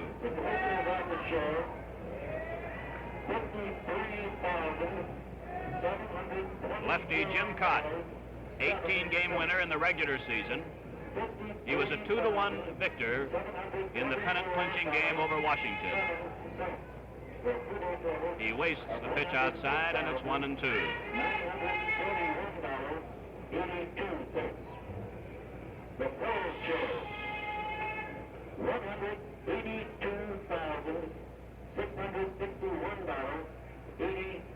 Inside of the letters, and it's 2-2. In order to pass along information to the expanded press area for this World Series game at Metropolitan Stadium, additional loudspeakers have been placed just outside our television booth. Fly ball into left, Allison, base hit. So Fairley is 2 for 3.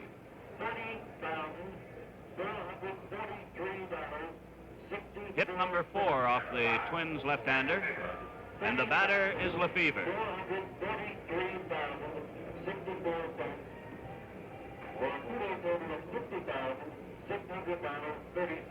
There is activity now for the first time today in the Twins bullpen.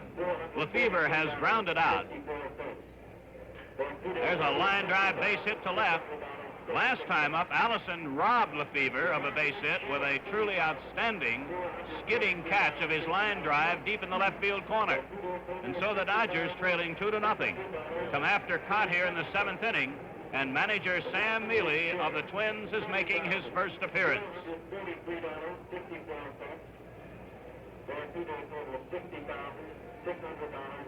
He is looking in the direction of the Twins bullpen beyond the right center field fence.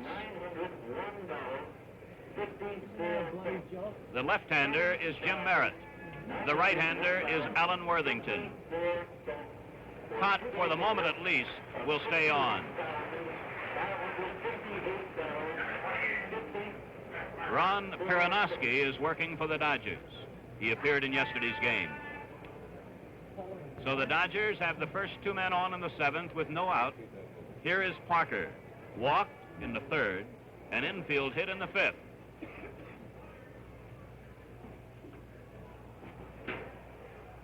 Batty to Quillisi, and the runners move up. 1 away.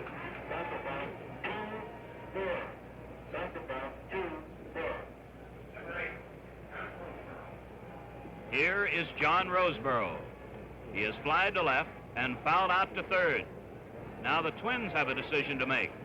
First base is open. The pitcher is due next.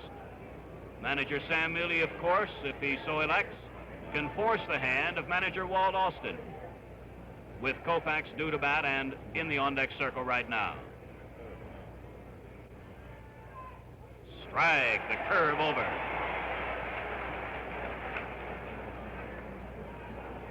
The Twins 2, the Dodgers nothing.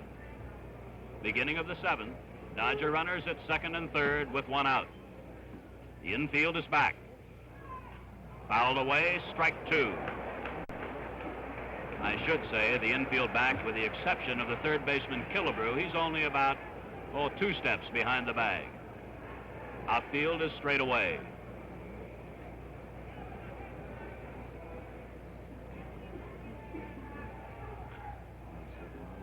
Foul. Danny Ozark fields it at first.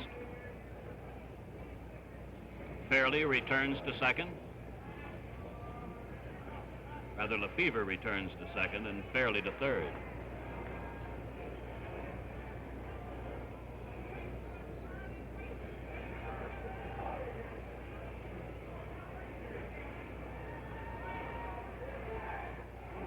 Just missing with the curve. Ball 1, strike 2.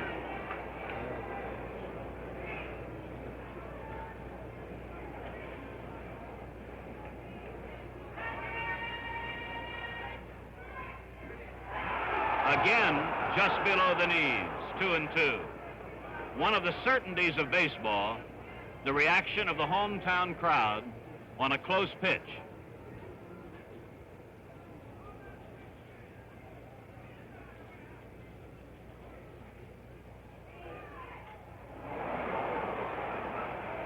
Base hit. The one-run scores. Roseburg is trying for second, and he is in there. It is 2-1.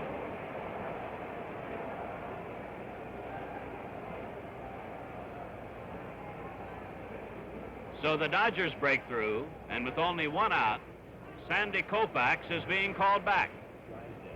And Don Drysdale is coming out. This might be, Vin Scully, the first time in the history of a World Series that the first game starting pitcher comes up to pinch hit for the second game starting pitcher. It sounds that way. I know that Drysdale has pinch hit for Koufax in the past. Come to think of it, I guess he's pinch hit for just about every pitcher on the staff. Drysdale had a regular season batting average of 300. And that's the best of the Dodgers. 7 home runs, 19 runs batted in. In yesterday's game, had an opportunity to bat only one time. He hit the ball hard, but grounded out short to first. The Twins now will have to bring up the infield.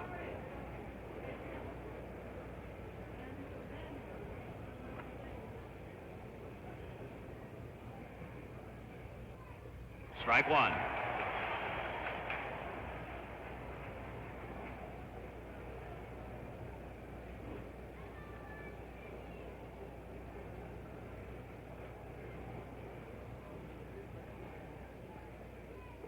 Strike two.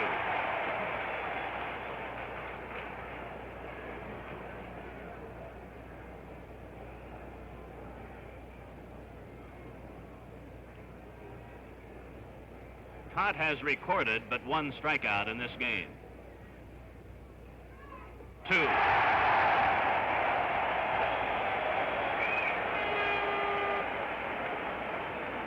And so with 2 out, the batter is Maury Wills. In the first and in the third, sent fly balls to right. In the sixth, bounced a base hit over Killebrew into left field. The Twins 2, the Dodgers 1. Now let's see how the Twins play the infield. Despite the fact that there are 2 outs, they must protect against the bunt. And so Mincher and Killebrew are up tight. Quillisi is more than halfway. Ball 1.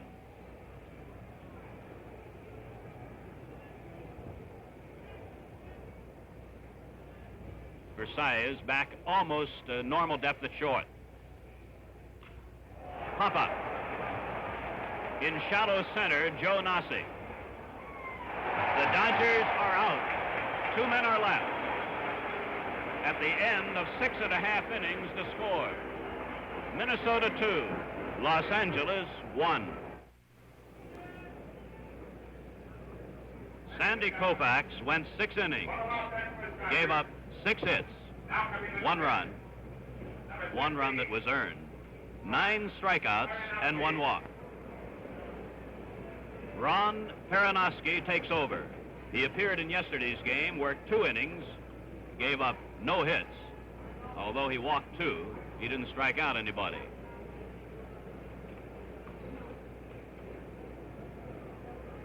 Peranoski will face Quillisi, the 8th batter, the pitcher Kaat, and then Versailles.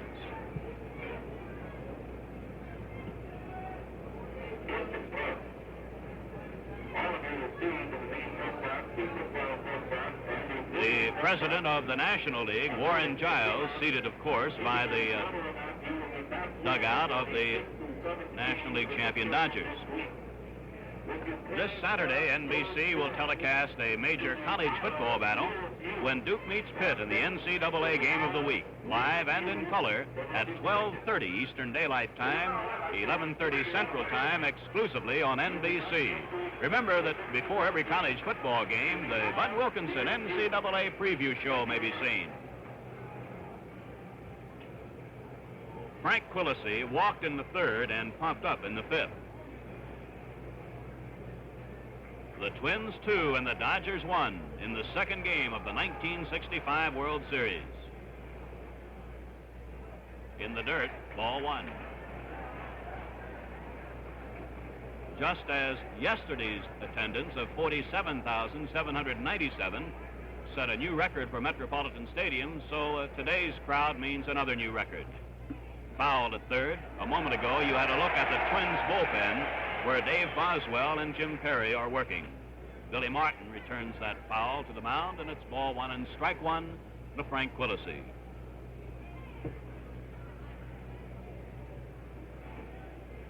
Gilliam even with third. Outfield just about straight away. Quillisi yesterday doubled and singled in 4 at-bats. Low, ball 2, 2-1.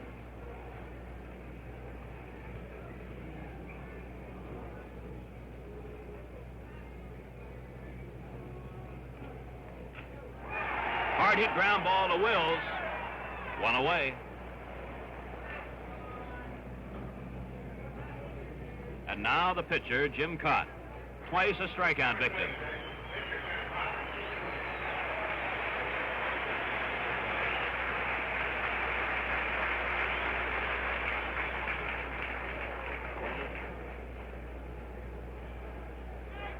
$48,700 here today. Off-speed pitch low, ball 1.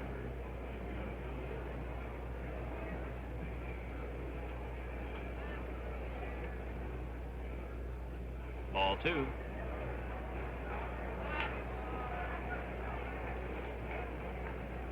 Kaat is checking signs with third base coach Bill Martin.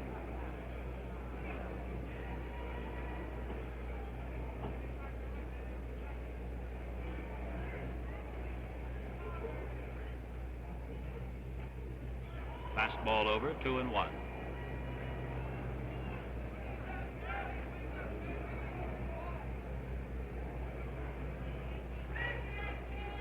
Now, 2-2. Unless there is a last-minute change in the thinking of the respective managers, Claude Osteen will be Walter Alston's choice for the Dodgers' third game on Saturday. And Sam Mealy has said he will go with right-hander Camilo Pascual. The baseball runner, Charlie Smith, number 5702, will depart from deep 24. Strikeout. The first for Perinoski and the 10th of the game for Dodger pitching. And with 2 out in the 7th, here is the Twin shortstop, Versailles. Versailles today 0 for 3, but scored the first run of the game.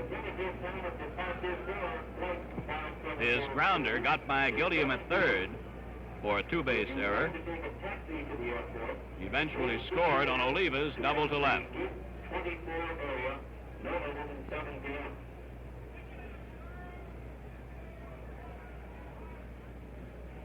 2 out, none on. This is the last of the 7th. The Twins are leading 2-1. Perinoski missing inside, ball 1.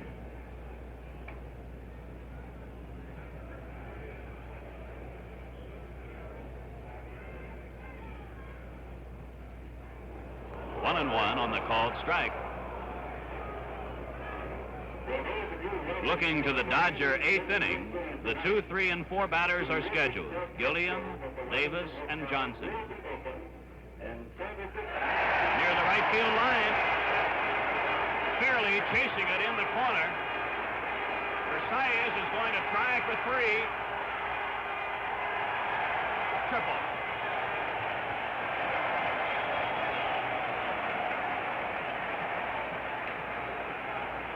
Hit number 7 for the Twins. The first off Perinoski.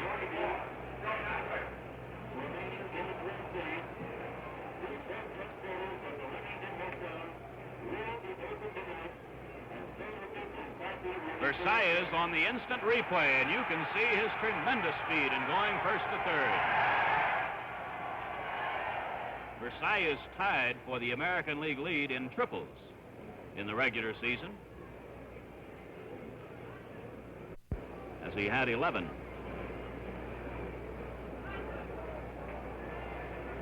A 2-out triple in the last of the 7th, and the batter is Nossig.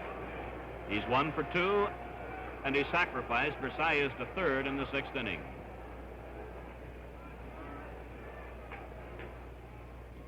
Ball 1.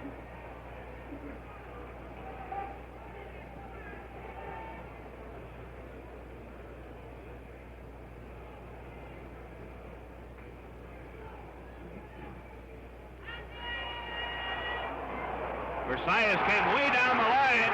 He's going to try and score. He scored.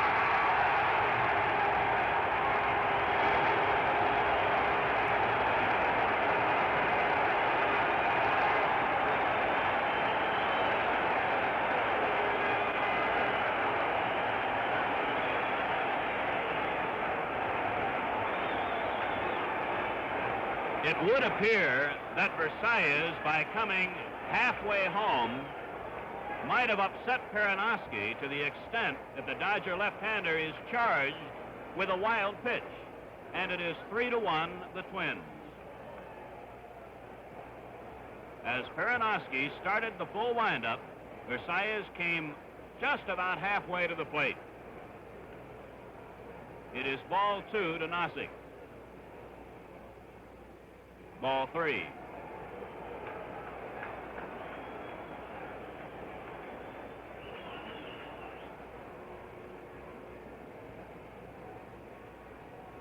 Two out and none on.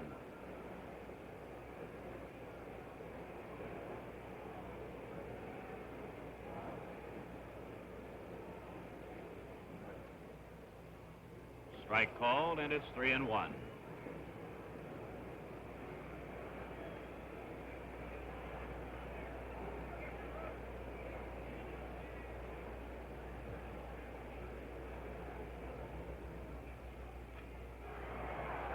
Third baseman Gilliam. And the throw gets beyond the first baseman, and Nozick is at second. And the left fielder right now is moving to second. That's Lou Johnson.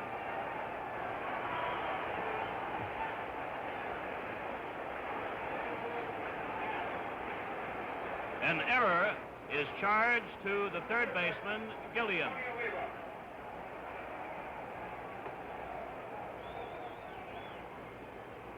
The batter is Tony Oliva.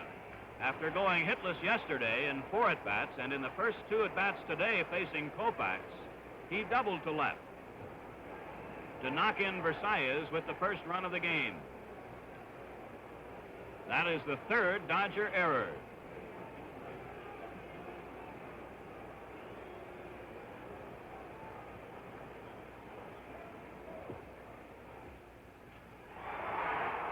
Left fielder Lou Johnson. The Twins are out and leave one on and score a run. And so at the end of the 7th inning, the score is Minnesota 3 and Los Angeles 1. Jim Gilliam has committed 2 errors today, but before the ball game, he had this to say. This is my 6th World Series. It's always exciting to play in a World Series. We got shellacked pretty good yesterday, but that's one game. I think we'll be back.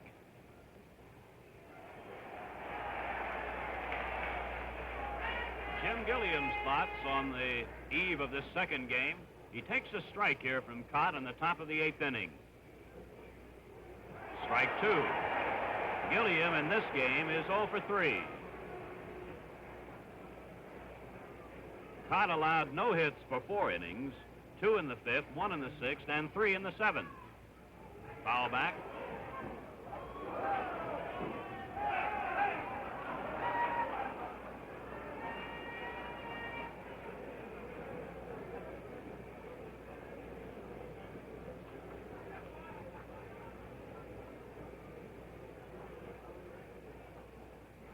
Low and outside.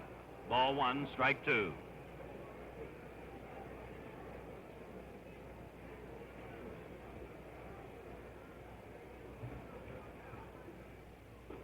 Fastball high, 2-2.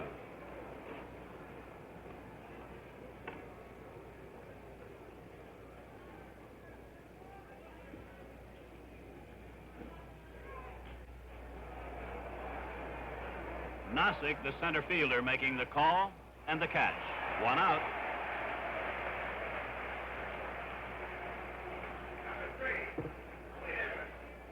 Here now is the Dodgers center fielder, Willie Davis, hitless today in 3 at-bats.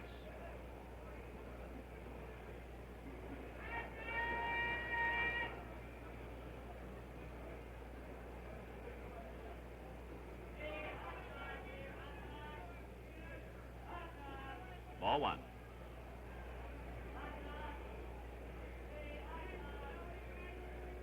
The lights were turned on before the game started.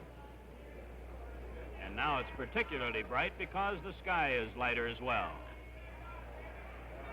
Mincher to Kaat. 2 down.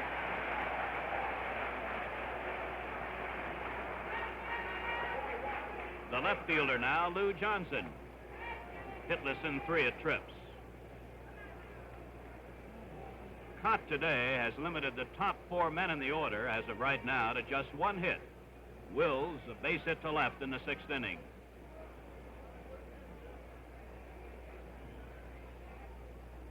Strike.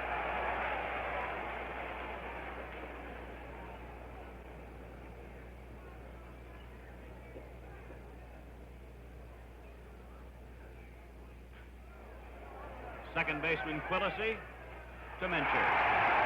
1-2-3 in the 8th inning. And so at the end of 7.5 innings, the score. Minnesota 3 and Los Angeles 1. An enchanting dinner for 2 becomes a confusing dinner for 3 when Mona dates a Maharaja tonight on Mona McCluskey. Juliet Prowse stars at 9:30, 8:30 Central Time in color here on NBC.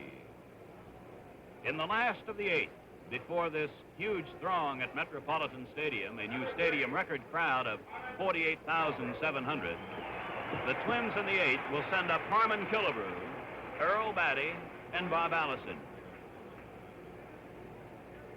Killebrew has 2 hits today and 3 trips and has knocked in a run. Yesterday, 1 for 3. On the mound, Ron Peranoski. Fastball away from the right-handed batter, ball 1. Getting ready for his Saturday starting assignment is left-hander Claude Osteen. Ball 2 low.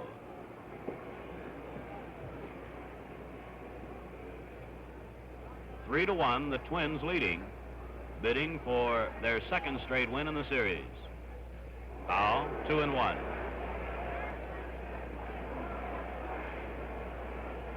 Number 1 for the Twins is third base coach Billy Martin. Peranoski gave up a run in the Twins' 7th inning. A 2-out triple by Versailles and then scored on a wild pitch. This 1965 World Series game being brought to you live and in color exclusively on NBC. Change-up is high and it's ball 3, strike 1.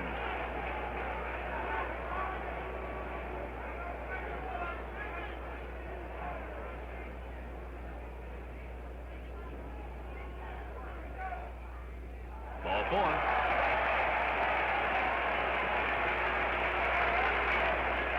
The first walk off Peranoski, the 2nd of the game off Dodger pitching. Here is Earl Batty, a single in 3 trips.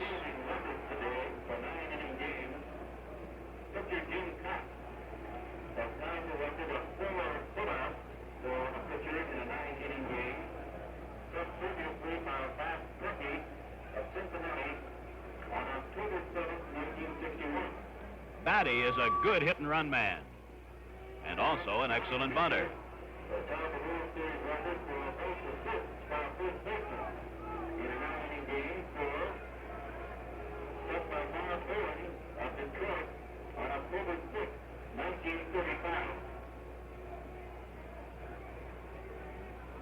The Dodgers have Gilliam ready to charge the plate.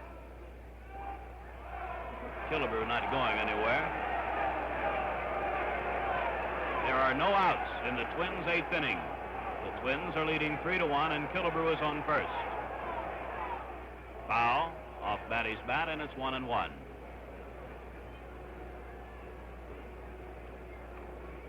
Batty has suffered an unusual number of injuries in his athletic career.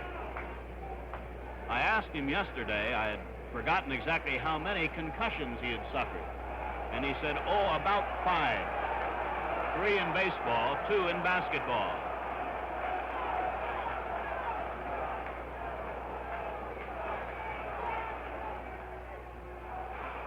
Out on the little pop foul to the catcher, Roseboro, 1 away. Here is Bob Allison. 3 times today, a strikeout victim.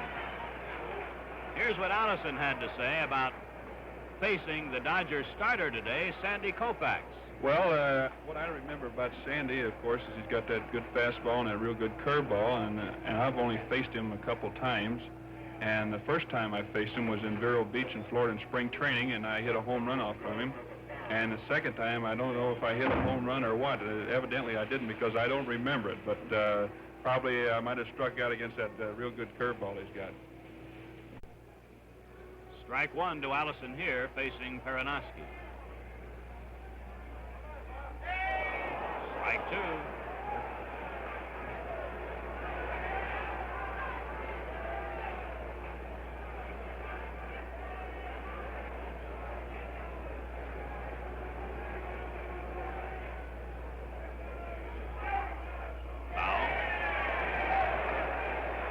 You're wondering about the size of plate umpire Tony Benson, and he dwarfs many of the batters. Tony was quite an athletic star in his own right back in western Pennsylvania a number of years ago at Ferndale High School. 2-strike count on Allison. Fastball outside, ball 1.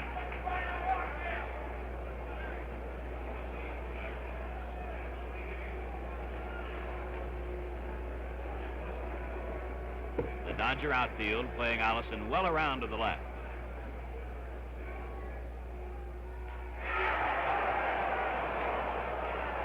Out of play and into the seats along the left field line, foul, and it's still 1-2.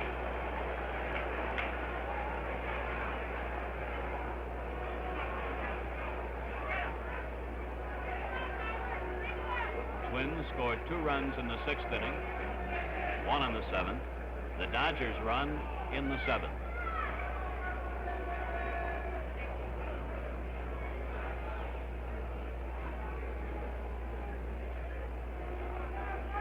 Killebrew leading at first.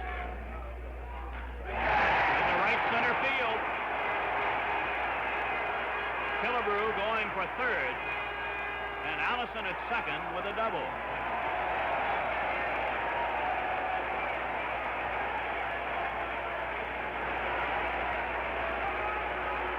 Number 8 for the Twins. The second off Perinoski. And the batter is Mencher. A single in 3 at-bats.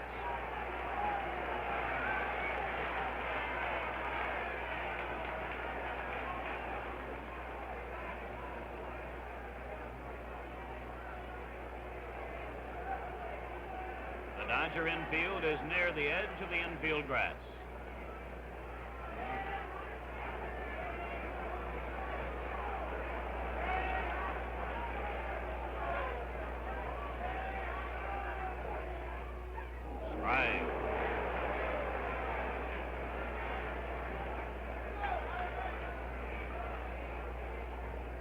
Mencher's hit today came off Koufax on a 3-2 pitch. He singled to left center field. Strike 2, Perinoski's sinker ball. Killebrew on third. Allison in the background is on second.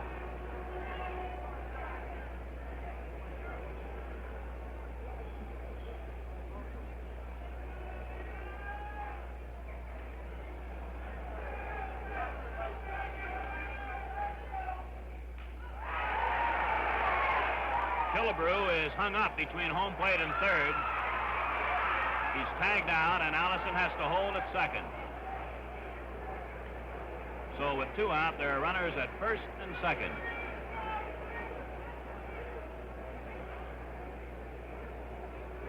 For a moment, it appeared there might be a collision between the shortstop, Wills, and the base runner at second, Allison.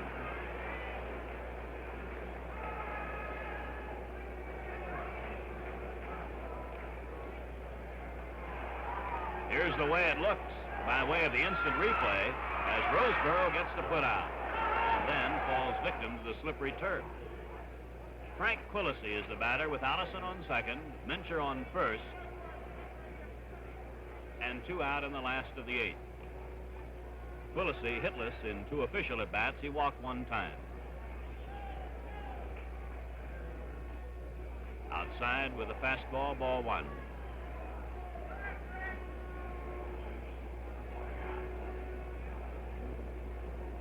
Twins rookie second baseman. Maury Wills had a word there at the mound with Peranowski.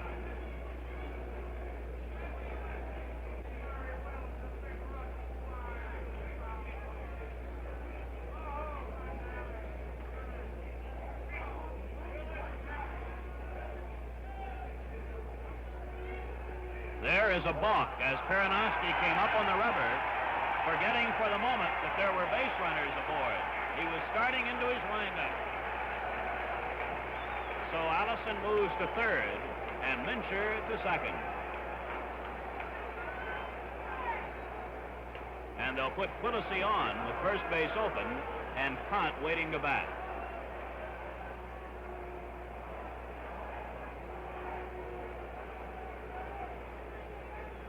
There is ball 4.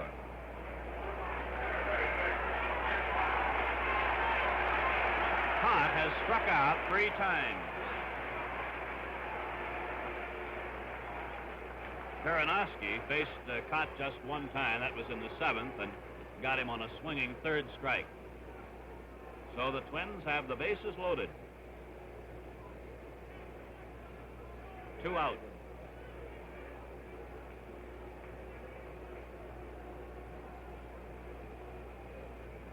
In the Dodger 9th inning, Fairley, Lefevre, and Parker are the scheduled batters.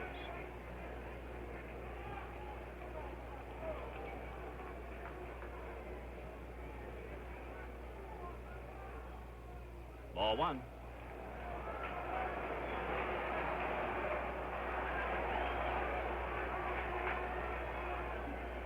The runner at third, Allison. At second, Mincher. At first, Quillisi.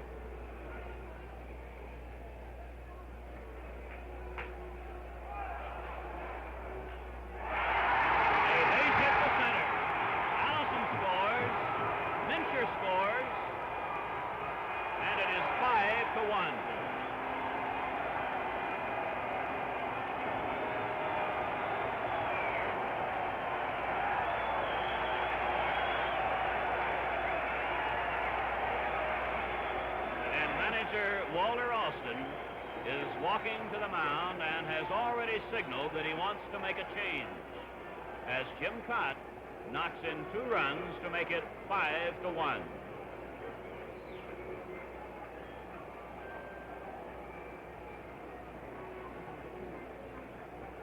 Bob Miller has been warming up in the Dodger bullpen.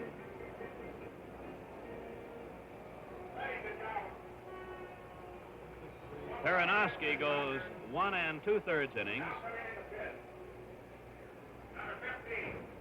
Has already given up 3 runs and is still responsible for the runner on second, Quillisi, and the runner on first, Kaat.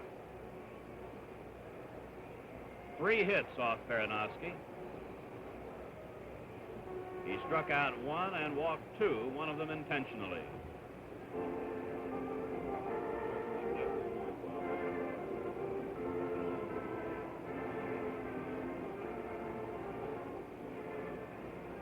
So far in the series, as the Dodgers have been forced to use relief pitchers where the Twins have not, the Dodger relievers have decided not to make use of any vehicular transportation. So Miller now is taking the long walk across the outfield. And Peranowski Heads for the Dodger dugout.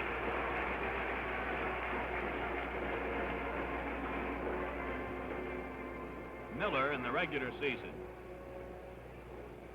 appeared in 61 games, compiled a one-loss record of 6-7, worked 103 innings and allowed but 81 hits, and a 2.97 earned run average. 5-1, the Twins lead in the bottom of the 8th.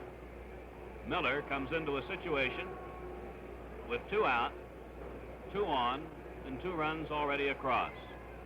He will be called upon to face the Twins' leadoff batter and shortstop, Zoilo Versailles, who in the first 2 games of the series has certainly proven to be a spark plug to the Twins.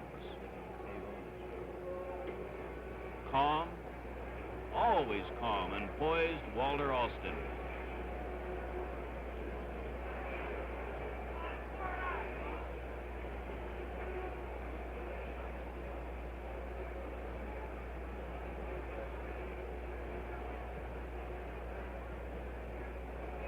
For a day that started with rain,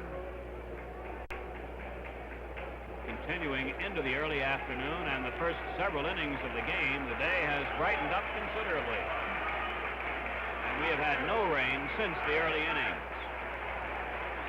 Versailles today has 1 hit in 4 at-bats, a triple, but he has scored 2 runs, one of them on a wild pitch.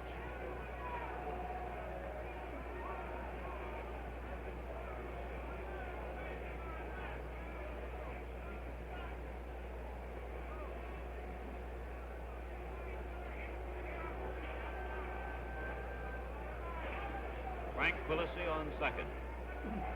Jim Kaat on first.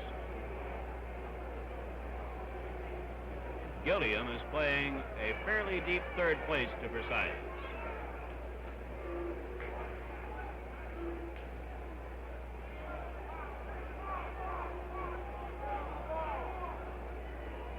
Dodger outfield straight away.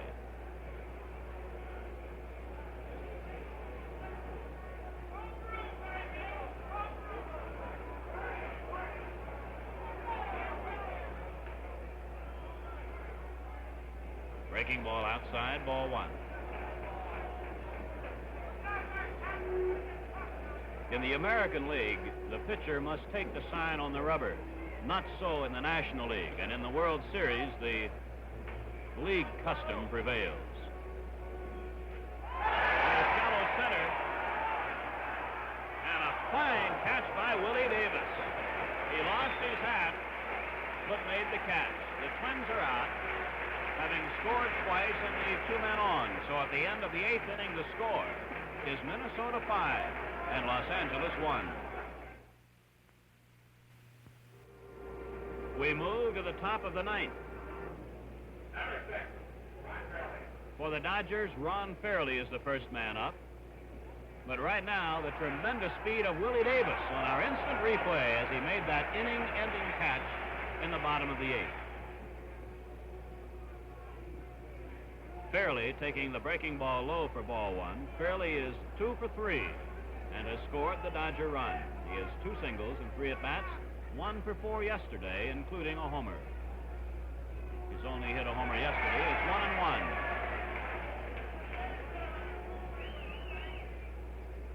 Jim Kaat has allowed 6 hits. He has struck out 2. Strike 2. This overwhelmingly Twin-oriented crowd cheering Kaat on, of course, in this stage of the game, with the Twins leading 5-1 in the 9th. Strikeout number 3.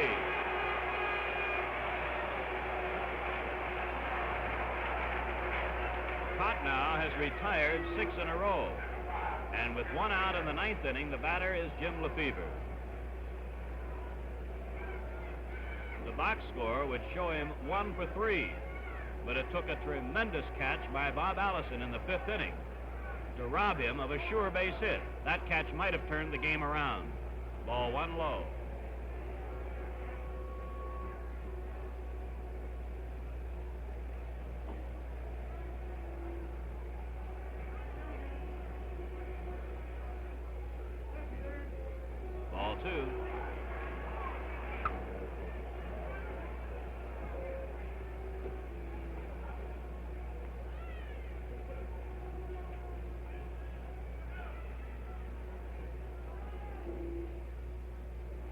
strike, and it's 2-1.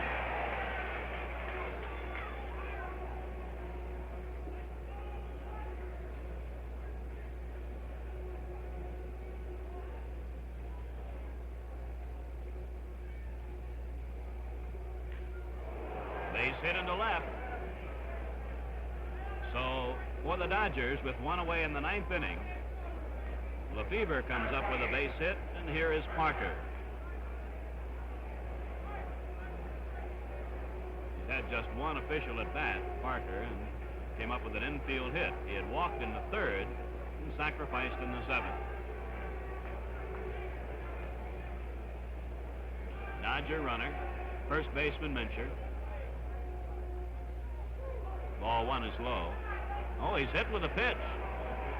Low inside delivery hits Parker, and the Dodgers suddenly have 2 on with only 1 out.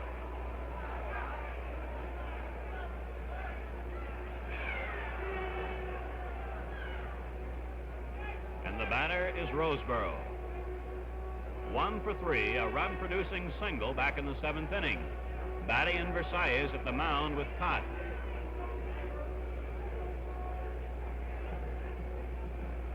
And ever since the middle innings, the Dodger bullpen, rather the Twin bullpen, has been almost constantly busy. John Roseboro, the Dodger catcher, waiting. Twins 5, the Dodgers 1, top of the 9th. Foul, strike 1.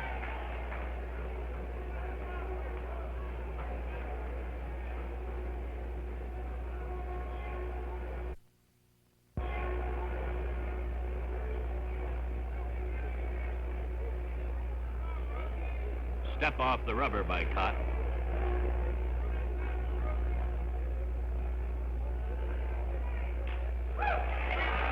Mincher will take the sure out. 2 away as the runners move up.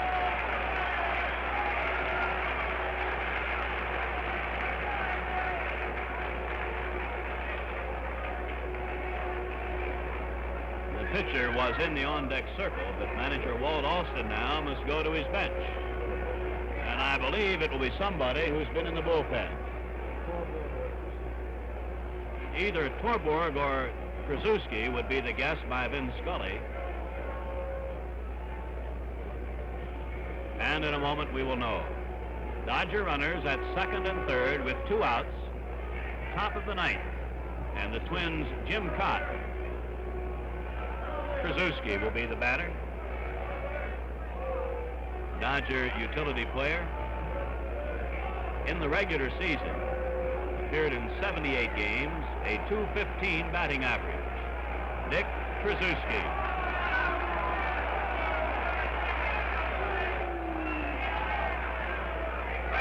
Kaat is trying to emulate Jim Grant's route-going job yesterday. Dick Krasuski comes to the plate. Twins outfield is straight away.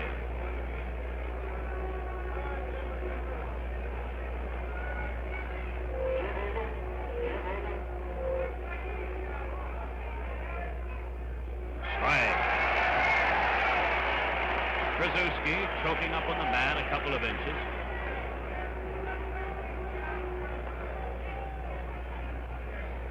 Lefty Jim Kaat.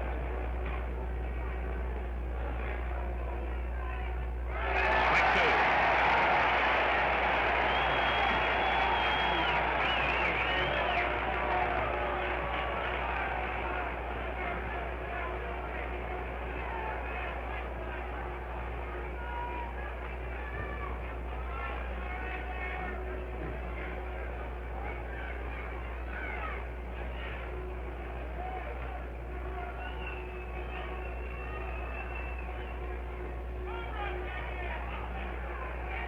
Just missing with a fastball at the letters. Ball 1, strike 2.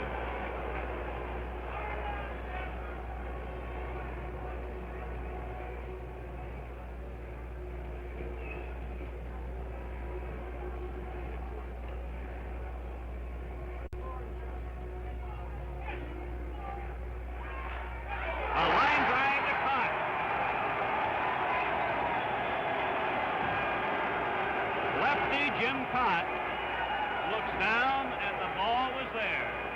And the Twins have made it 2 in a row.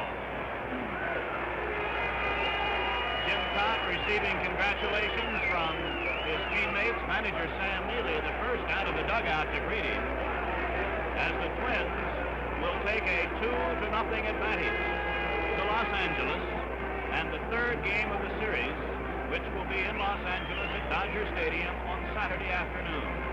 So Kaat goes all the way as he bests Sandy Koufax, Ron Peronowski, and Bob Miller.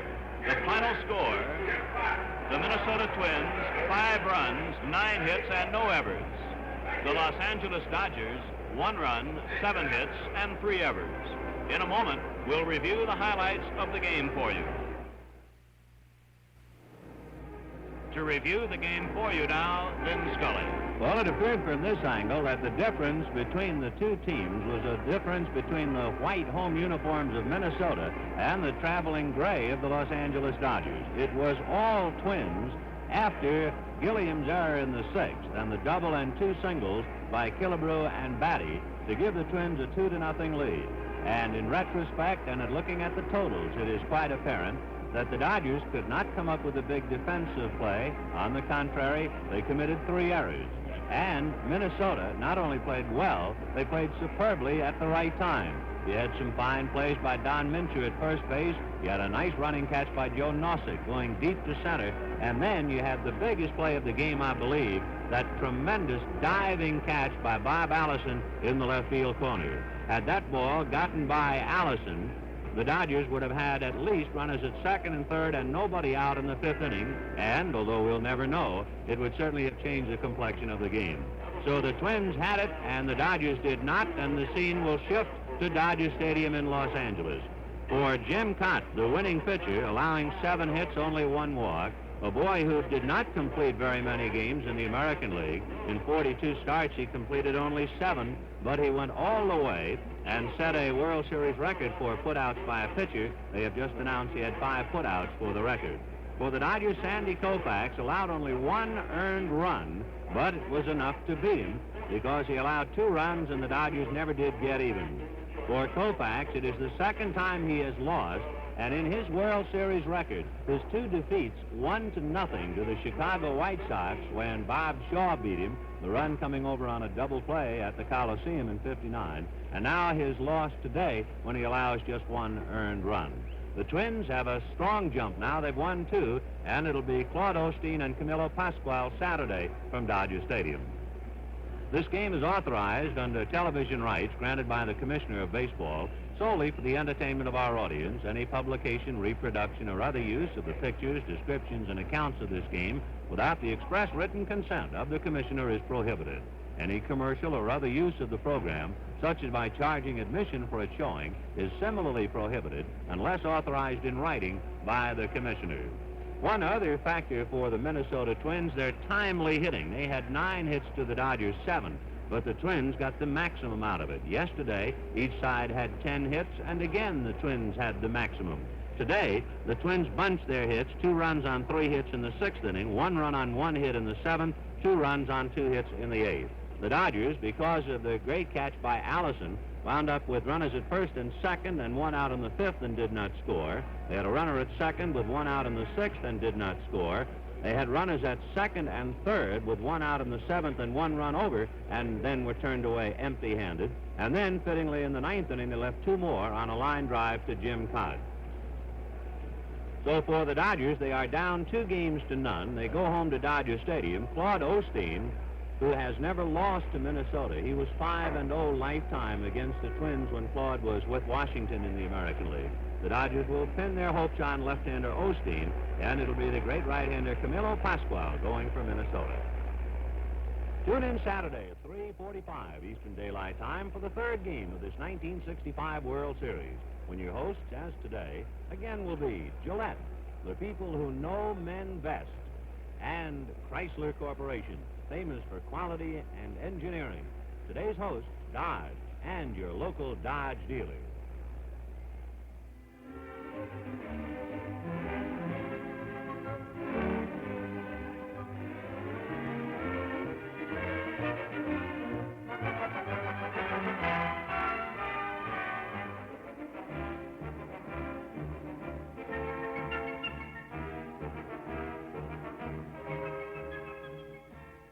This is the CBC Television Network.